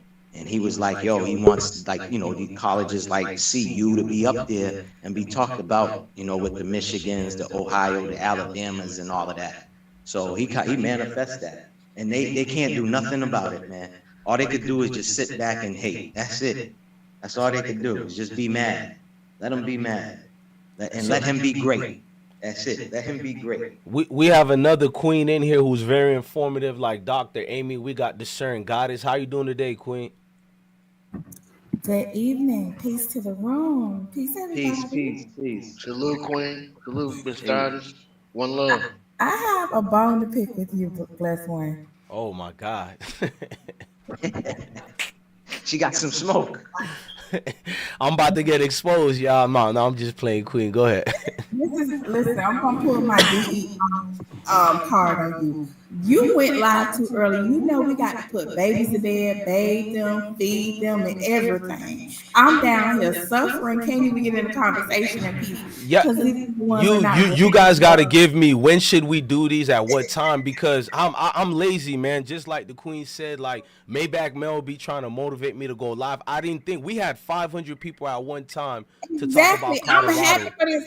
It's like you about to feed my soul with this, but I'm over here starving because I really can't get up here and get in the conversation. It's okay. I love it. As y'all can see, I'm down in the chat in between. You gotta help me out and give me I really just winged it. I didn't even Maybach Mel even asked me what time I was gonna do it, and I'm like, I don't know. I just winged it. So yeah, I'm gonna definitely do this tomorrow too and all week, because I didn't know, like I said, people would be focused this much on Colorado like that, and it's like, wow, like I don't have to talk about hip hop. That's a good thing for me. You know what I mean? Talking about another dead rapper gets kind of boring and weird, especially when you got kids. It just get kind of boring, and I'm more into sports. Man, forget about the nice thing, man. You family, man. We got to turn up, man. Everything we've been talking about, what grudge you got to do? Because tomorrow I'll bring the topics back. We didn't have time for that. I'd rather do this freestyling thing right now where we all get the vent. What do you got to talk about? What say you? Well, like I asked you down below, well, let's pretty much something most of y'all are familiar with my mindset, my thought process. But what do you want my take on? Because I don't want to ramble. No, rambling is a good thing. It lets you vent, and it brings you directly where you need to go, especially when it's on cue with what's been going on with Colorado. Pretty much, I had about 8 topics I could do, but we covered them in a mixed freestyle type of format. I could just chop this up and re-upload them, but everything, man, what not to, how we're not in the top 10, even after all this, and I feel like the refs are cheating the agenda with that. We really was about to go in on Shannon Sharpe, and I feel like playing that video, but my brain is like, save it for tomorrow. I don't know. I don't care if Shannon Sharpe is gay or not gay. You feel me? I shout out to that gay community. I'm not out here to get into that politic. Number one, I'm scared of any group that can shut you down even when you're being nice to them. It's just more of Shannon Sharpe doing the most. So what I'm trying to bring up is Shannon Sharpe the other day went in on Jason Whitlock. Y'all all know Jason Whitlock knows me, but I'm not afraid to call him out and expose Jason Whitlock, because half of his side is cool when he wants to be the conservative dude, but the other side is just straight coward. And I want to use the B word, but we got y'all queens in here. I'm watching my words. And it's like I'm always exposing him. But when I seen Shannon Sharpe finally doing it, and let's talk about LeBron James too, since we got the men and women here. I seen LeBron calling out the haters too. But my thing is, let's start with Shay, because he's the one I really have a grudge with. I've been showing proof he has never really defended Colorado when he's on the ESPN Disney platform.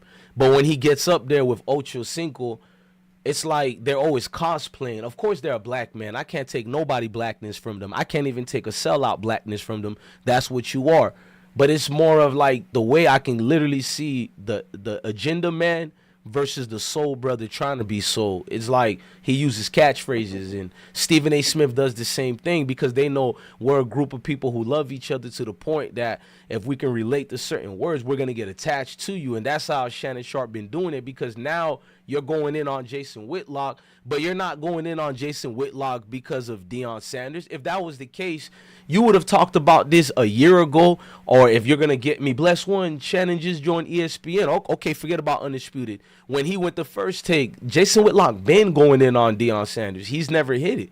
Jason Whitlock gets a rise to go in on Deion Sanders. At least he doesn't hide it. But Ocho and Shay don't really be defending Deion like that. As if they get a major victory, they try to be on the bandwagon, but when they get a loss, they're the biggest critic. Look, you can critique Deion. I done critiqued them before, but I'm always respectful, and I can get allowed to be the one critiquing Deion because everybody know where I stand on.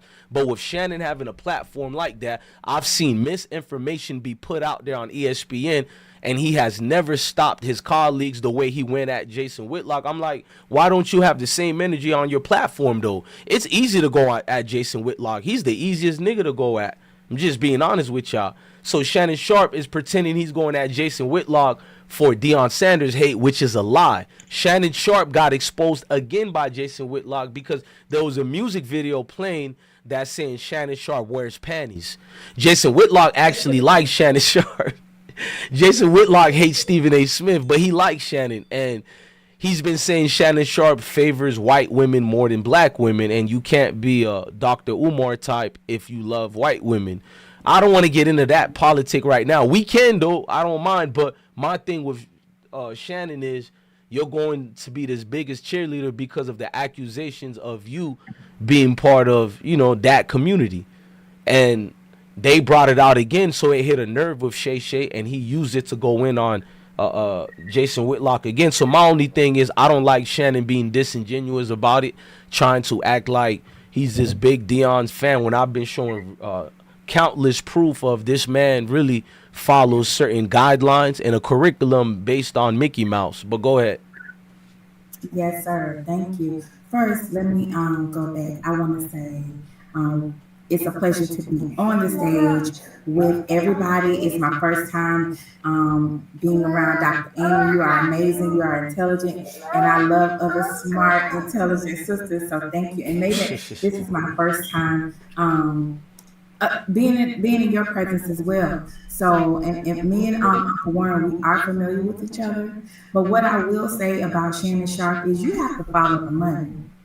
Follow the money. Yes, he has a YouTube channel. However, you remember when he left Undisputed, he got his own platform. So I'm assuming, thinking, and my theory is that he was provided funding from other sources to start up his channel. And you never know who's the machine behind the podcast. Because everybody has a podcast today, right? So one thing that irks me in life is fence riders, because I'm a black and white person. I have no gray areas in life, and that is work for me, and it has been bad for me. Right. But Shannon Sharpe rides the fence to the degree it is annoying. You can't call somebody your friend and then sit on the fence and watch the world persecute them and attack them.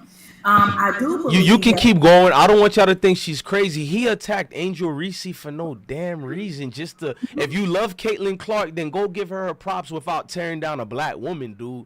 Go ahead, Queen. Yes, I have kind of watched him a little bit, but I will say Chad is a bit more favorable to Coach Prime than Shannon is. Right. At least he will be quiet and let Shannon be the voice. You smart. You pay attention. So, basically, Ocho don't want to be the nigga that gets called a raccoon, but go ahead. Which is why he was at the game this past week, because he hasn't been the one dragging Coach Prime. Shannon has been doing the most. So keep up with that. So like I say, follow the money. So when he's on his job, which is whatever, I think First Take or whatever ESPN has with him, he's not going to be pro Coach Prime at all, because his employers or the plantation owners, that's not their agenda. Everybody must jump on the bandwagon and say everything negative and bad when it comes to Coach Prime. And if you don't, you will get chastised in public, like Stephen A. did. You will get asked to leave, clean your desk like RG. You will be put on blast or let go. Ain't they got rid of RG3 so fast? Ain't they got rid of this man? Like RG, hey, you say Deion Sanders' name one more time. Yeah, they got rid of RG3 for eating a glizzy, but go ahead. My bad, he threw me off with that. Maybach Mel came with left field. Yes, sir. Even to most recently, what they did with Philip Dukes from On 3. So there is a clear pattern that corporate America in the media does not want strong black men to speak up and defend each other. That's where I'm going with it. So that's off the program. That's it. They don't want us to unite in ever. But I know a lot of people don't like this conversation. It's okay if you don't like it, but sometimes you just gotta hear it, because it must be also put out there, because we are being inundated every day with things that are trying to erase our entire existence and what we contributed to this world, not America. So no, Queen, you know why you should say that? You are correct. I was in the military, and it was a white dude who told me you guys need to be more vocal, because I was a learner. I'm an identical twin, you know that.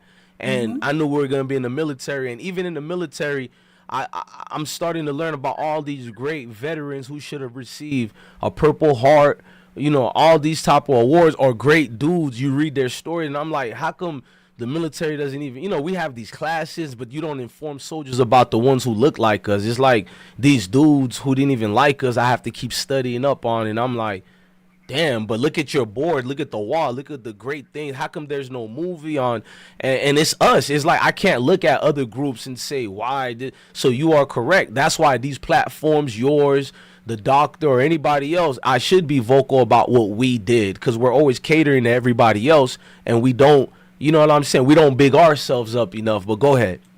Yeah, and to your point, when we speak about Black thought or critical race theory or Black history, it's not to demean others. Right. It's not to put down anybody else, and that's the way it's taken. It's like people are offended that we want to have a conversation that brings the community in. So don't be offended by that. If it's just not your thing, it's not your thing. But you have children under us that need to know, because they are taking all of that out of schools, unless you're homeschooling your own child. But I'm going off on a tangent. Let me stay focused. But in terms of Shannon Sharpe, y'all gotta follow the money. Him and Stephen A. Smith and now Cam Newton are all the same person. Man. When this agenda against Coach Prime, they are they're the Black talking heads for those behind them. I'm sorry, that's just what it is. Right. You know, Black people, white people don't want you to, they don't want to be the one to say it, because they don't want to receive the public backlash from the masses of us. So let us get somebody in here who can do it.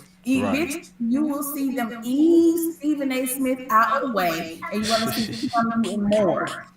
If it works. Right now, they are experimenting with Cam Newton, but if he plays the game right, y'all know how I hate that. We told Shedeur to do that. But if he minds his manners, they will allow him to be a constant and give him a full-time job on ESPN if he does it right. So he will be the new outspoken voice against Black people. I mean, you might be correct, because Stephen A. Smith publicly talks about his contract and jealousy of Pat McAfee, and he's doing different interviews about it. I'm pretty sure them ESPN heads is like, this Negro think he's smarter than us. We about to so I think they backing themselves up too to prepare for the day when Stephen A. Smith be like, screw you, ESPN, I'm out. And I agree with you. Trying to build another legacy for his children, so he's trying to use network media to do it. And last, before I go, also, oh goodness, take your time, man. To a blank, but I was dealing with the media aspect of everything. Okay, it's popular to bash Coach Prime and to say things about him. So you didn't see LeBron James. So you know LeBron James is also a fence rider, and a lot of times he's on the other side of the fence. So I don't know if Nike, as a part of his endorsement. Hang on before you go. Let me read to you what LeBron said, because since we're on LeBron now, I want to read what the big maestro LeBron, and nobody was a bigger LeBron fan than me. It's just I stick to code. So LeBron, he brings it out there. He becomes the biggest rider. LeBron said, I don't hear none of those CU Buff footballs at Deion Sanders haters being upfront and loud. They're hiding now. Coach Prime said, we coming. Well, it's we here now. Love what's going on in Boulder. Guess what, LeBron? While you were D-Rod Caitlin Clark and disrespecting women like Angel Reese and Flage, who did nothing to you, you fell for the stereotypes and the lies that were going on, trying to make it look like black women were trying to hurt that girl, which was weird as hell. But while you were doing this big cheerleading stuff and tearing people down, nigga, you talking about the haters are hiding? Where the hell you was at, LeBron? I was the main one saying, where is LeBron James? Where the hell you been at for 2 years, nigga? Like, what you mean? Where was you? You have the biggest platform of all. We could have used your voice when we were only winning them 4 games. Where were you? Like I said, you celebrities come when it looks good, man. And I told Coach Prime, be aware of that, bro. Go ahead, Mel. LeBron was at Diddy parties at the street bars. That's where he was at. And I digress. On sidelines with USC, I remember that when we played them, he was on the other side of the field. Oh, you remember that? See what I'm saying? Now he's this biggest cheerleader. It always looks good for people. I seen queens like you discern when you were still here. Like, we knew it was gonna be all right. So what? We won 4 games. That's improvement. We knew it was going to be okay. We never wavered. I know people like Dr. Amy. You seem very informative. You didn't waver. Warren G. My bad. Like, you still standing here while I'm just ranting on. I could tell you only clicked the link because you've been riding with this for good or bad. It's like that marriage. You for better or worse. It is what it is. I might cuss you out. You're going to cuss me out. But we're going to ride together, man. And it's like, LeBron, bro, I'm not going to be like Deion. Deion is a good man. He's a man of the cloth. He preaches, he reads scripture, and I'm one of them dudes who know what the scriptures say. But you know what? It feels much better to say, nigga, the nerve with you, bro. If these women weren't here, I'll violate you, LeBron. You lucky these two queens here, bro. Everybody know how I give it up. I'll violate you, big dog. You a lame. I don't teach my kids to look at you and idol worship you. It's something behind you, bro. You pick and choose way too much for me, bro. You and them NBA players is different, bruh. Y'all trying to protest for 2 days, but then go back on playing as if we don't know. That ain't no real protest, and I never asked you to protest. I don't look at no idols from athletes like that. Just keeping it real. See, Deion ain't no. I don't talk about Deion, the cornerback that was a showman and all that. I talk about Deion Sanders, the man, because I got to see the man. So this ain't no idol worshiping and all that. That's what you is, LeBron. You can't fool me, bro. It looks good now, but where were you just 2 weeks ago, 3 weeks ago? Politics has been a part of our existence, and it goes beyond just America. But politics has always played a part in how we govern ourselves, how we govern our country, how we govern our community. And with politics, you're going to get those who operate with greed, hunger for power, and whether it comes from our side, whether it comes from the other side, or whoever. It's just the part. It's learning how to navigate through that and making sure that your community is not negatively impacted by the politics that goes on within that. And so it can get kind of sticky, get kind of tricky, especially when the powers to be wants to stamp that out. If you look at the history of Malcolm X, Martin Luther King, Harriet Tubman, I'm forgetting names right now, but if you go down the history, we have always been involved in politics. However, they would do things outside of the politic world to trample on our voice. The thing that they cannot do anymore because of social media. Social media does have its goods and it can have its negatives. Because now the voices are not just coming from 2 or 3 characters. It's coming from different people, and it's hard to step out a bunch of people coming against those injustices and wrongdoings and not being fair. So that's the good thing about. I just wanted to throw my little rant in there about that. So bro. I left the topics alone because I didn't know if this show was gonna be successful, and now that I see. Okay, so I even cleaned up my language because I look at these 2 queens like, not some to just disrespect and speak so foul. So it's like, yeah, tomorrow, now that I know it's gold like this, I promise, and I'll talk to Maybach Mel behind the scenes, know how we gonna do X, Y, and Z. I'll get the proper receipts to line up with the StreamYard as well, so the panel could all that. But right now, this part is more important. It's the inauguration of the show. This is the first show ever. So this gonna get, I'm gonna clip these 2. So definitely, if you want to go on another rant, go. I'm if you know what I'm doing behind the scenes with my camera off, Warren, then you'll know I'm enjoying it. I got one, right? Basically what Warren was just saying, right? It's kind of like I wanted to elaborate where he was talking about Malcolm X. Malcolm X talked about this back in the days where they was asking him like, should we vote? And he was like, well, I don't think we should vote, but if we're going to vote, we need to basically vote for, reasons where there's actually going to be actual changes. And it made me think, too, something that what you call it, Discern was saying as far as, and you too, that's when it was like when you were saying, where was LeBron James? It brought me back to when Kyrie was saying, hey, we could start our own league with our own money. Come on. Right? With our own money. Amen. LeBron waited like a whole week when Shaq murdered. Shaq was like, oh, I think Kyrie, I don't know what's going on with Kyrie. Charles Barkley was like, I don't know why Kyrie would say something. Again, when these people are on these entities' platforms, they can only say for something. But to me, it's just like, why don't you stand for something? Or fall for, you know what I'm saying? Anything. But to me, it makes no sense how when Kyrie said we could start our own league, we don't need these people. We got our own money. Let's put our own money. LeBron waited a whole week, and then he came out. Oh yeah, I feel what Kyrie was saying. It was like, bro, when Kyrie said it, you should have backed him up right then and there because you're the face of the NBA. But again, these dudes, this is why people kind of like when Stephen A. made the comment about Jaylen Brown. He's like, oh, Jaylen Brown is not marketable, and this is what my sources are saying. And Jaylen Brown, Jaylen Brown spoke to him. They did a podcast where they had a sit down one-on-one about a couple of months ago on Stephen A.'s YouTube channel or whatever. And JB, I've met JB before. Like he's like, created basketball courts in the cities of Boston. So I've been there when he's done stuff like that. Oh, okay. That man is super bright. Yeah, he's a real good dude. He stands for 10 toes down on anything that he believes in. He stands firm on. So when he asked Stephen A, who's your sources, Stephen A never released the sources. And why would you say the brother's not marketable? Right. And when he said it on the show, he said because he's a strong individual, he's smart and all this, and he projects that he's smarter than everybody. So see, this is, and it goes back.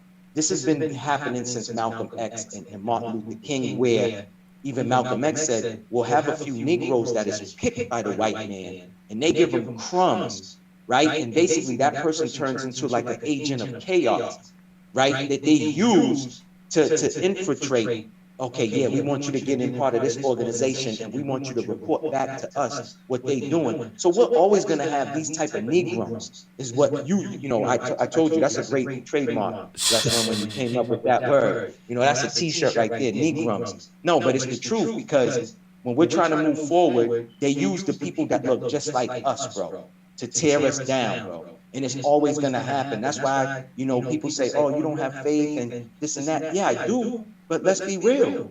You know what I'm saying? We can't even get over little stupid, oh, why you don't want to deal with blessone? Well, he's from Florida, so I don't like him. I don't like his wig. Like, we the only people that sit here and nitpick, while all these other nationalities are moving past us and forward and having laws and policies passed for them. You know what I'm saying? And I learned this too, because we voted for Ayanna Pressley, who's from Boston, Massachusetts, who is, once she went to Washington District of Criminals, she forgot about everything about us back here. So it's the point I'm trying to make is, whenever we find someone, you know what I'm saying, that actually stands on something, by the time the lobbyists and all these other people get to them, it's a wrap. The person's already been bought. You know what I'm saying? From the Maxine Waters, we can continue on and on. But back to what Warren's saying, at those times, we did have strong people. And I think one of the names that he probably forgot about was Shirley Chisholm.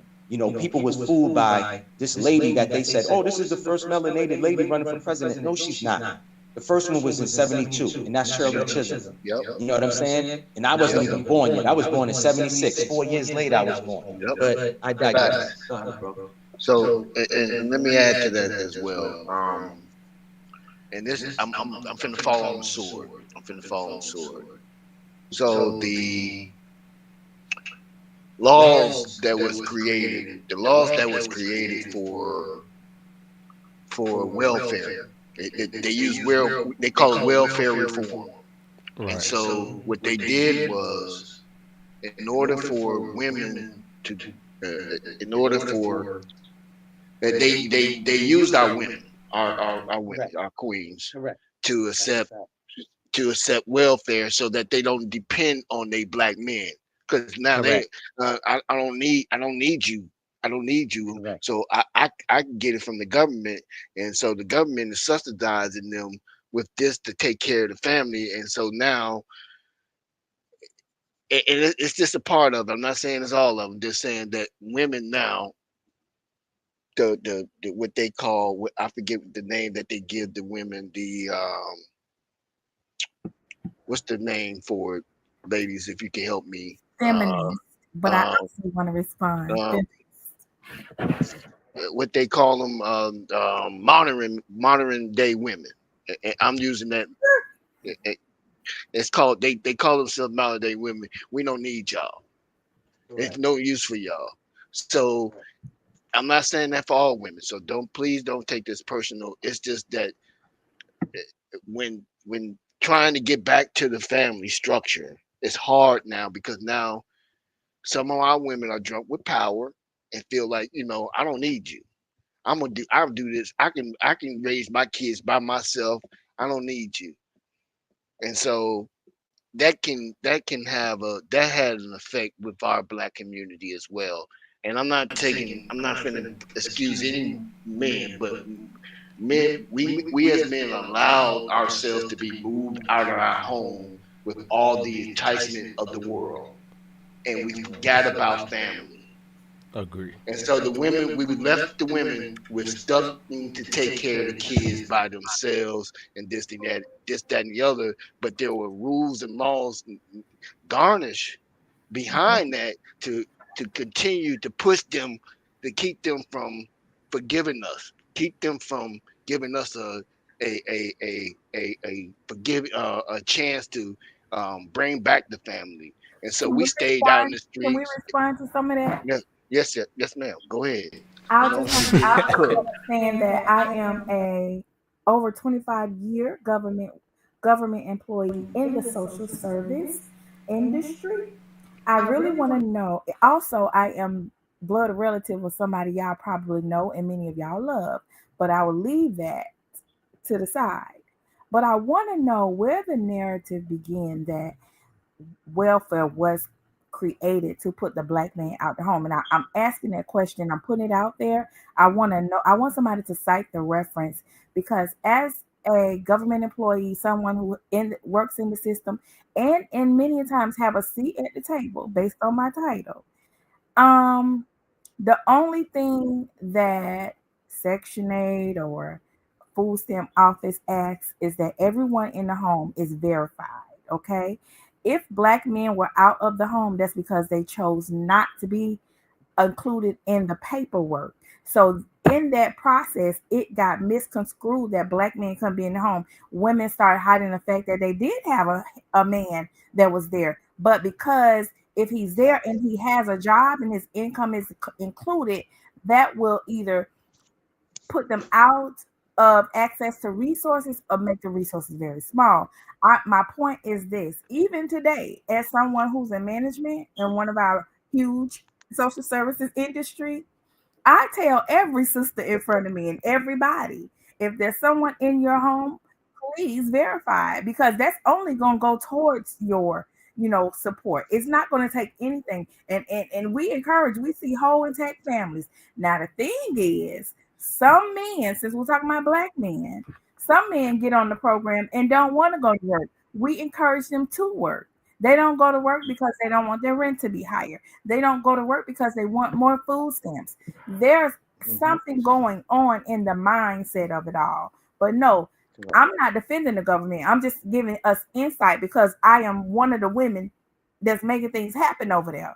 And I'm looking out for those of us. So wherever that started, it really needs to be stopped and rediscussed, because there's nothing in the policy, nothing in any of that say you cannot have a man in your home. The only thing they ask is that you verify everybody in the household. Now I get it. People don't want to be on record and don't want to be on paper. That's fine. If you don't want to be on record or don't want to be on paper, then baby, you need to go to work and provide fully for your family. You don't need their Section 8. You don't need their food stamps, and tell the mother of your children she don't need their cash assistance. It's fine. I get it. And I know couples who have done that as well. There are some couples that come get assistance because they want to become homeowners and they don't want our help no more. I get it. But please stop saying that in order for women to get assistance, they need to be single. I don't know. I've been a woman for a long time, and I don't know none of my friends that want to be single.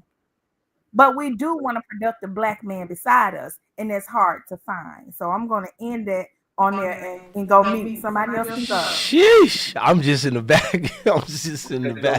I'll respond to that.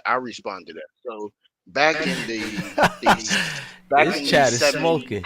Back in the late 70s and the 80s, most of the black males worked in factories, particularly in Chicago, and I think President Obama brought some of this content out.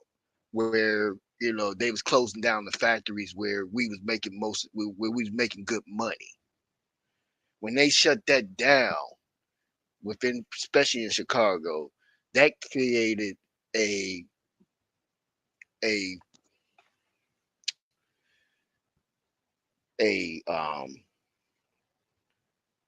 rip within the family structure, as far as the paying the bills. Hey, Most of the time, Warren and Discern. Hold on, Warren.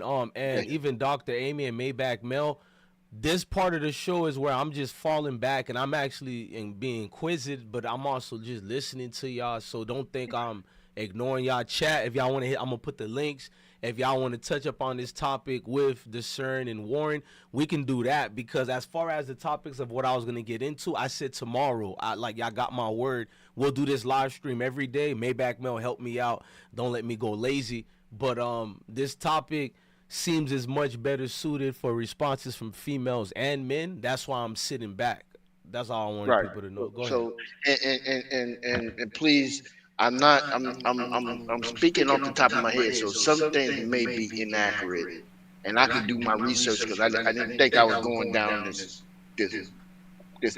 way when I got on the platform. But since we dare, I'm daring to fall on the sword for this, because me personally, I believe in family. I believe in my black women. I love my black women. I love my black men. I love my black people. I'm deep with that. I'm heavy with that. I grew up with, and I'm doing this for a reason. I grew up around Rakim, the Public Enemy. I grew up around Muhammad Ali. I grew up in that time where we was about our people. You know what I mean? It was a strong push within our community, and those was the words that was echoed through my mind as a youngster. So with that being said, during the 70s and 80s, because of the close down of the factories where most black people were, we wouldn't allowed, or not all of us had access or had the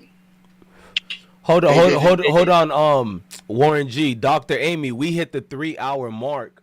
So instead of me just dragging the show, on Colorado only, it was a great show we had today. I will continue Colorado topics tomorrow as well with the uploads.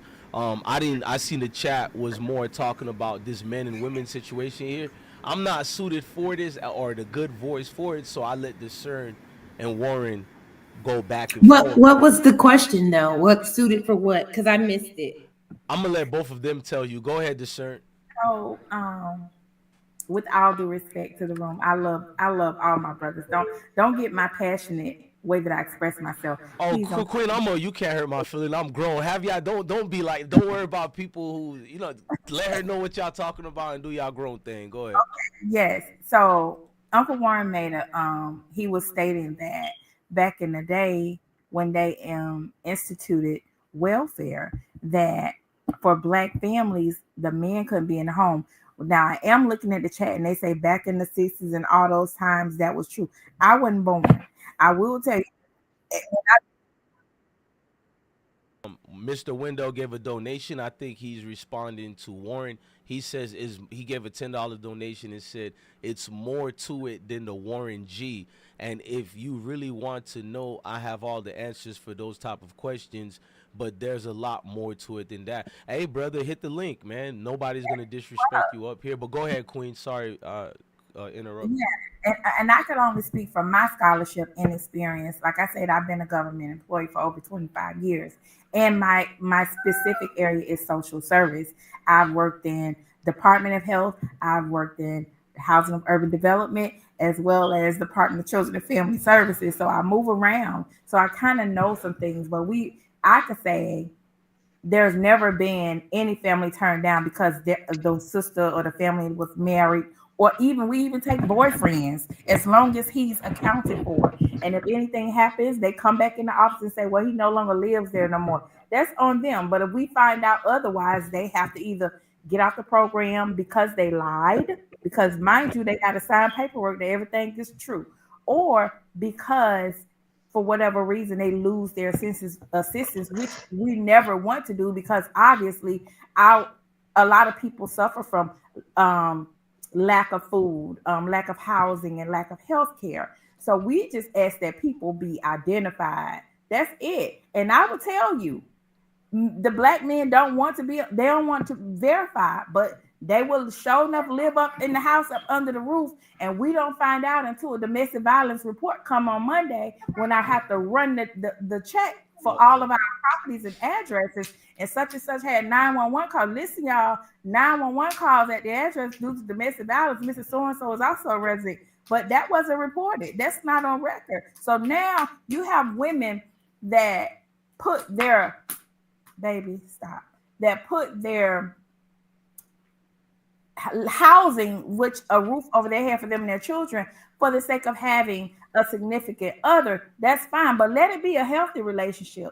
Now you have put all your neighbors at risk, and they call and tell on each other. I'm just saying, but don't lie about it. If you got a man, you got a man. That's all I'm saying. Brothers are not, we don't count y'all out. Actually, me, the person that I am, I'd be happy to see the families walk up in there. I'd be like, in my head, I'd be like, okay, sis. All right, y'all. Look at that black family. That's me in my head talking. But I am code switching and serving professionally and making sure I don't miss not one T or miss a dot on any I. And the rest is up to them. It's self accountability, and I'm putting y'all on because there are a lot of people who really feel like they can have a husband. Yes, you can get married. They feel like they can't grow into a relationship. Yes, you can have a boyfriend, and all of that. They just have to be verified. You know, people come That's into good news, though. That's really good news. Well, That baby, helps. you That need helps. to have the resources to take care of a family if you don't want your girlfriend or your wife on public assistance. That's it. That's all. And that's a good that's a good thing to know, especially because I'm gonna relay that to a lot of these um my family members specifically. But let me, the reason I said all that is to say that the reason why I'm inspired by Deion Sanders, Coach Prime, is because he's raising men to stand in the gap.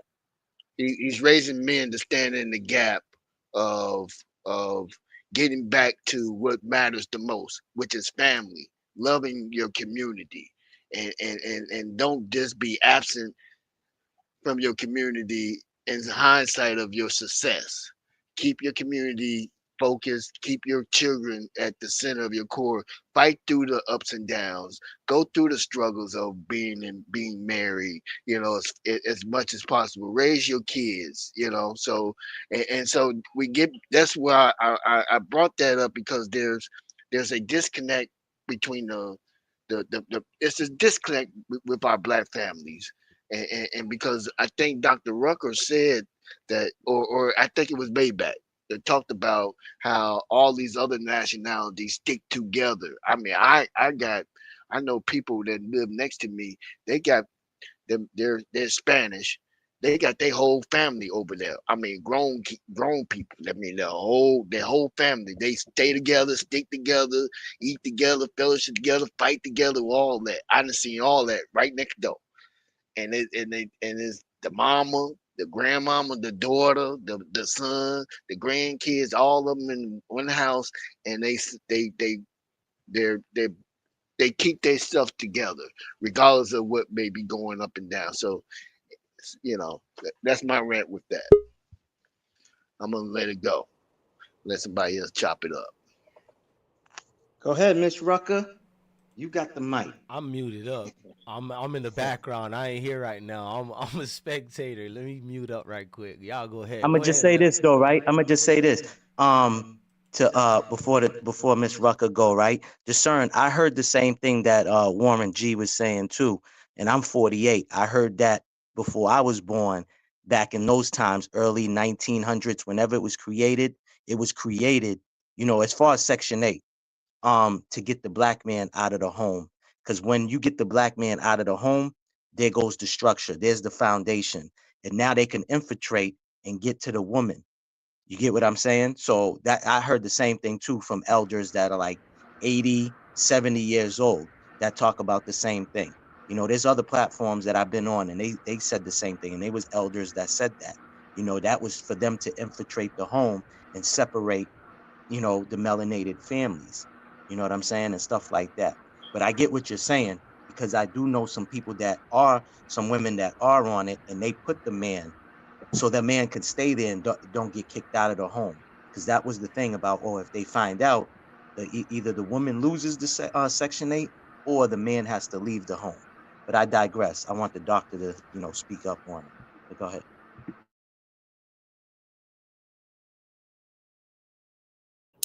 Can I touch in? I'm new to Yeah. the chat. I've been like adding things to the actual chat, but Ms. Dr. Amy, when you're ready to go, please stop me. I just wanted to just throw my 2 piece in when because I kind of mentioned the 90s and the early 2000s. Just because like the 60s and 80s were so long ago, like we can't really talk about that. We can only talk about what we lived through, what we've been through. I was born in 97, right? I'm from Cleveland, Ohio. Be transparent, honestly, I talk about it because it's my life. I grew up in foster care, right? And so for me, I really wanted to go to college, right? And I thought I wanted to go to school to be a lawyer, but I knew it was important for me to try to figure out, like, how did we get here? How did we get here as a people? How did we disrupt the family structures when it used to be so strong, right? And so you have to look at the policy. And for me, and the reason why I'm so strong and so passionate about it is because for so long, I feel like we allowed ourselves to just become so complacent, and that we never wanted to challenge things and to challenge things, or just to say and to be the bad guy. And I think that's what I like about DJ blessone, is that he's okay with being the bad guy. And so thank you all for just like talking on that, but also too, I think as Black conservatives, because I think another reason why I follow DJ blessone, he mentioned he was a Black conservative. I'm putting my camera on too, because I can't stand people that, you know, talk and don't have like camera pictures. But for some reason on my MacBook, I can't add my picture that I want. It's too big. But for me personally, I'm sorry, what? You good to go. Sorry for interrupting, sister. I just want No, you're good. So for me, I grew up in the system, right? My mom, my name is Sockwell, Savannah Sockwell. My mom is Melvette Sockwell, right? She unfortunately was assaulted by Anthony Sowell. If anybody's from Cleveland or Midwest, you probably heard of him. He was Cleveland Strangler, right? And she never really had any type of like actual assistance, in the sense where she never actually got help, right? She never got mental health. She never got checked out, mental awareness checks. Like there was never really that. If she had a man in a home, I wouldn't necessarily say the welfare would have stopped, but I don't think there would have still been any changes, whether the social worker would have cared to, again, get us any type of family therapy, right? Because when a person go through something like that, you gotta like really help them, right? Because who can say that they've been through something like that and they're just 100% complete, right? So there was never really any type of like care that no community of care, if that makes sense. And I think that led to the different patterns of abuse and neglect that my mom went through with all of us, which led us into the system. And once we got into the system, I'm like a product of 8. My mom had 8 kids. I'm the only one to go to college. Why is that? Why am I the only one to go to college? Is that a policy decision? Did I make good decisions? Am I smart? Am I just the most intelligent person in the room? No. I had ambition. I believed in God. I had a foundation, something that my mother tried to give us the best that she could. But because the system didn't see that, they saw what they wanted to see, and they had their own agendas, and policy allowed it. They took us out of the home. And I think that's the story for a lot of Black Americans that's not really being addressed right now, is that we are being used as tools of different, if you want to, I don't know how to explain it, but like, it's like foster kids are like the most vulnerable, especially when you look at the human trafficking and and all of that, just I think it just gets really, really deep. And so when you look at it, you just got to look at the policy. And so that's why I say look at the 90s and the 2000s, because it's more so not just like the Child Welfare Act, but the crime bill that was written out in the 80s and the 90s by Bill Clinton and whatnot, and the mass incarceration that our men had to go through, and the lack of accountability from our legal system when it comes to people who are not getting their day in the court system, and just so many different factors. But it's just the policy of it all. And just because one social worker is good, that I'm glad that you did your due diligence. I'm glad that, she did her best to like be there for her people and support them and uplift them. But that's not the case for everyone, unfortunately. Correct. Sis, let me just say this too to piggyback off what you're saying. Hey, Maybach The Mel, crime put your bill. link. Put your link so I can get them to subscribe up to you.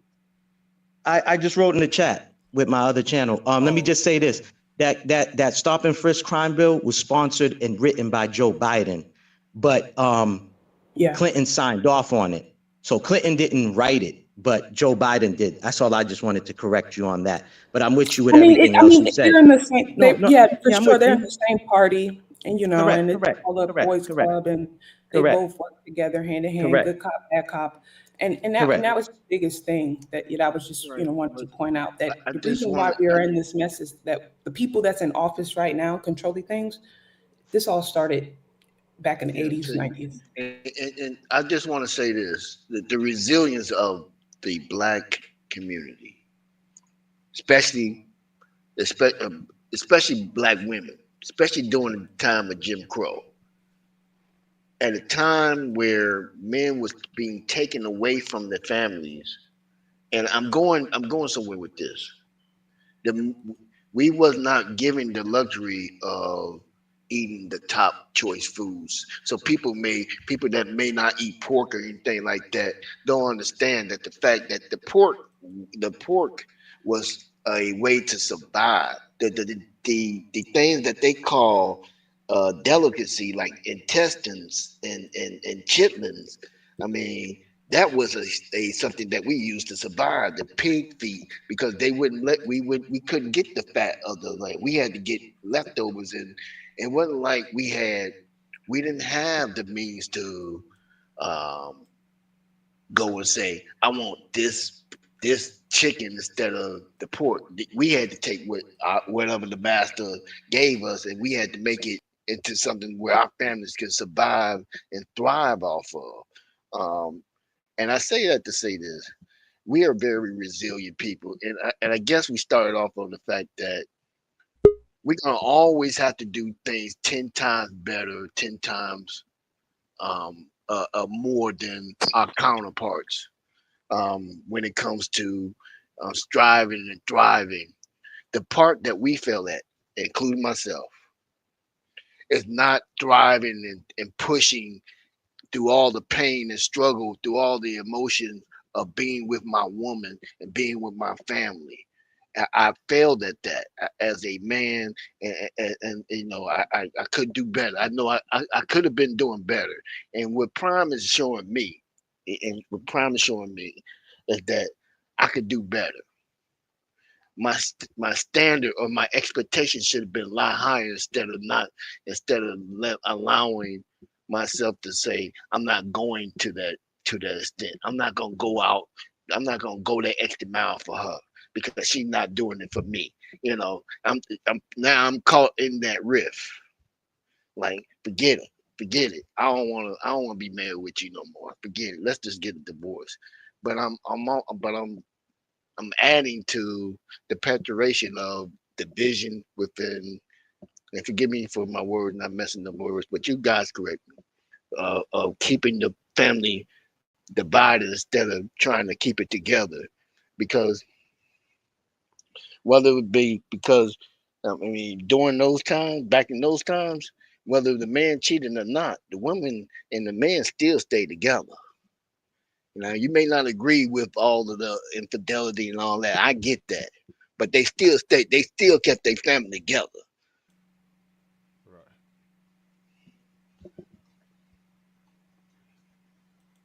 And I think that was the biggest part that kind of led me to being more so a quote unquote Black conservative in the sense, because I saw, having grown up in foster care and lived in so many different environments and communities, the kids that did the best were the ones that had their mom and dad, right? Every family has their own secrets, has their own dysfunction, has their own everything, right? But at the end of the day, as long as the foundation is there, as long as you're teaching and putting the morals there and there, that kid is going to be okay. Queen sorry. Savannah, my apologies. Please come back tomorrow, discern everybody, and we'll get a better organized show. I'm actually about to leave right now. I was supposed to give y'all 4 hours, but we stopped at 3 hours and 41 minutes. I got a rendezvous to tend to right quick, but I'm out here to tell y'all, man, I appreciate all of y'all. Like, now I said I have to take things serious because it's a strong base of people who support this platform. So I will, man. Y'all got my word. I didn't know it was gonna be this much people here today. Why do you think the rest of the show I let y'all have this conversation? Because y'all can do that here. Now I might come back later tonight just to do some R&B music. I don't know, but I definitely will be here around the same time, or maybe a little bit later, like Discern say, so we could talk about Colorado football and do it the right way. But if we want to have conversations like this, conservative talk, this type of conversation is much needed too. So I'll try to do 2 to 3 shows a day type, based on the title. You'll see if it's a Colorado segment or this, just not to confuse anybody, so y'all can know I definitely appreciated this conversation. I want all of y'all to let the people know where they can find y'all at. But from me, I got to sit back and just relax, and I would like to tell y'all thank you, man. Thank you, blessone, for allowing me on the platform, and it's definitely been a pleasure to We family, man. You cool. everybody up here. I am Discerning Goddess, and you can find me on my channel at Discerning Goddess, where I talk about Colorado football. I love to talk about human behavior, and I love to highlight the achievements of our youth. However, you can also find me over on X at Auntie Sean, is SH0 and the number 0 and N. I thought you said somewhere else we could find y'all. I was like, sheesh, you never mind. Twitter. So I am a proud internet auntie, and the content that I do post here on YouTube is in support of Coach Prime because he is my brother in my head and my brother in real life. And before I go, I want to say I'm going to ride with Coach Prime till the wheels fall off. And even when the wheels fall off, just call us the Flintstones because we still going to be running that thing. Y'all have a good night. Yes, sir. Yes, sir. That was smooth. Listen, I want to thank you first, DJ blessone, for allowing me on your panel. Everyone, I want to say one love on the panel. Salute. My name is Warren G. Please in the chat. One love, salute. Please like, subscribe, and share this content. Help the man get his algorithms up. You know what time it is. Normally, you can find me on Dino Up the Skull channel. It's a great channel. We talk football. And it's in the morning. Warren G, tomorrow put your link in a private thing so I could, like what I did for the ladies, I could put it like that so they can go subscribe. All right, I'll do that. I'll definitely do that. And so I guess I want to say that's it, man. I want to say thank you, man, and y'all have a wonderful rest of your evening. I'll be back on here. Bless one, man. And chop it up again. I liked it. Thank you for allowing me the opportunity. Nah, man, you started this part, man. I had a whole show to do, but I was like, you got me laying back already, so I was like, let's just do this streaming. I like talking to people, and when I get to talking to people, I could go everywhere else, so it's better to just fall back. And you gotta learn how to cut me off, all right? It ain't gonna offend me, bro. I'm a good old Army boy. Just cut me off. You hear me? Like, it's not gonna offend me. We men. And especially I'm supposed to have more respect for you than the other way around as far as age gap. My dad taught me like that. So cut me off, especially when I'm just rambling, I'm just passionate, I'm just going in on the haters. It don't mean that you can't say what you got to say. You feel me? You know what, brother? I appreciate that, but I'm patient, man. This is your platform. It's our platform, bro. I don't do nothing with my live streams no more, bro. I used to do great live shows, but I got tired of just only about the killing and stuff. I'll do that for the uploads, but for the live streams, I be trying to smile with the supporters, meaning I'm going to play music. We going to feel good. I'm trying to hook people with each other, make the men holler at the ladies, ladies holler at the men. It just make everything cool. You feel me? That's what your live stream should be about, because y'all get to see me in the uploads, but your live stream should make y'all know who I am. That's why when y'all see me in real life, is no switch up. Is this how you see me? Like, I got a good vibration, and even if you have a negative vibration, I welcome you to rock out with me. So the next show tomorrow, for the first hour, instead of like bringing people in, we need to just get away with the news. Show all the receipts. That way, when we do the StreamYards, we already put all that information out. That's all I'm gonna try to clean up on. But yeah, there ain't no better feeling than talking to the people that make you. Honestly. Facts. Well, I put my my link into the chat. It's Maybach Mel. I'm gonna make a flyer for you, Mel. My Fesapito. I'm gonna make a flyer for you. All right. Appreciate that. Zoe, you already know how we rocking. Savannah, I appreciate you for sharing that story. Definitely come back, tap in, so that way, you can reiterate your story to the other people that left. You know what I'm saying? Miss Rucker for being up here. Who else was up here? Discern, Warren G. I appreciate all of y'all. These type of conversations, especially with Savannah speaking on the foster care, the trafficking. That is something that is serious. I don't feel like that's being talked about enough, because it's been going on for a long time. And just to be real quick, I remember growing up, they used to have the missing children, on the back of the milk cartons. They don't do that anymore. You know what I'm saying? A few years ago, there was a bunch of melanated kids and adults that was missing. I believe it was Washington and Ohio. And so we need to, shine a light on those stories and speak on those things more, because that is a serious subject. You know what I'm saying? And I feel like that's not talked about a lot. You know what I'm saying? But I appreciate everyone. Appreciate you, Bless One. You already know.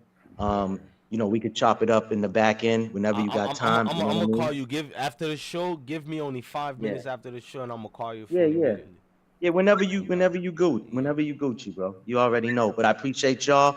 Peace and salute to the chat, man. Respect and salute to the chat. Definitely gotta salute the chat for holding it down as well too.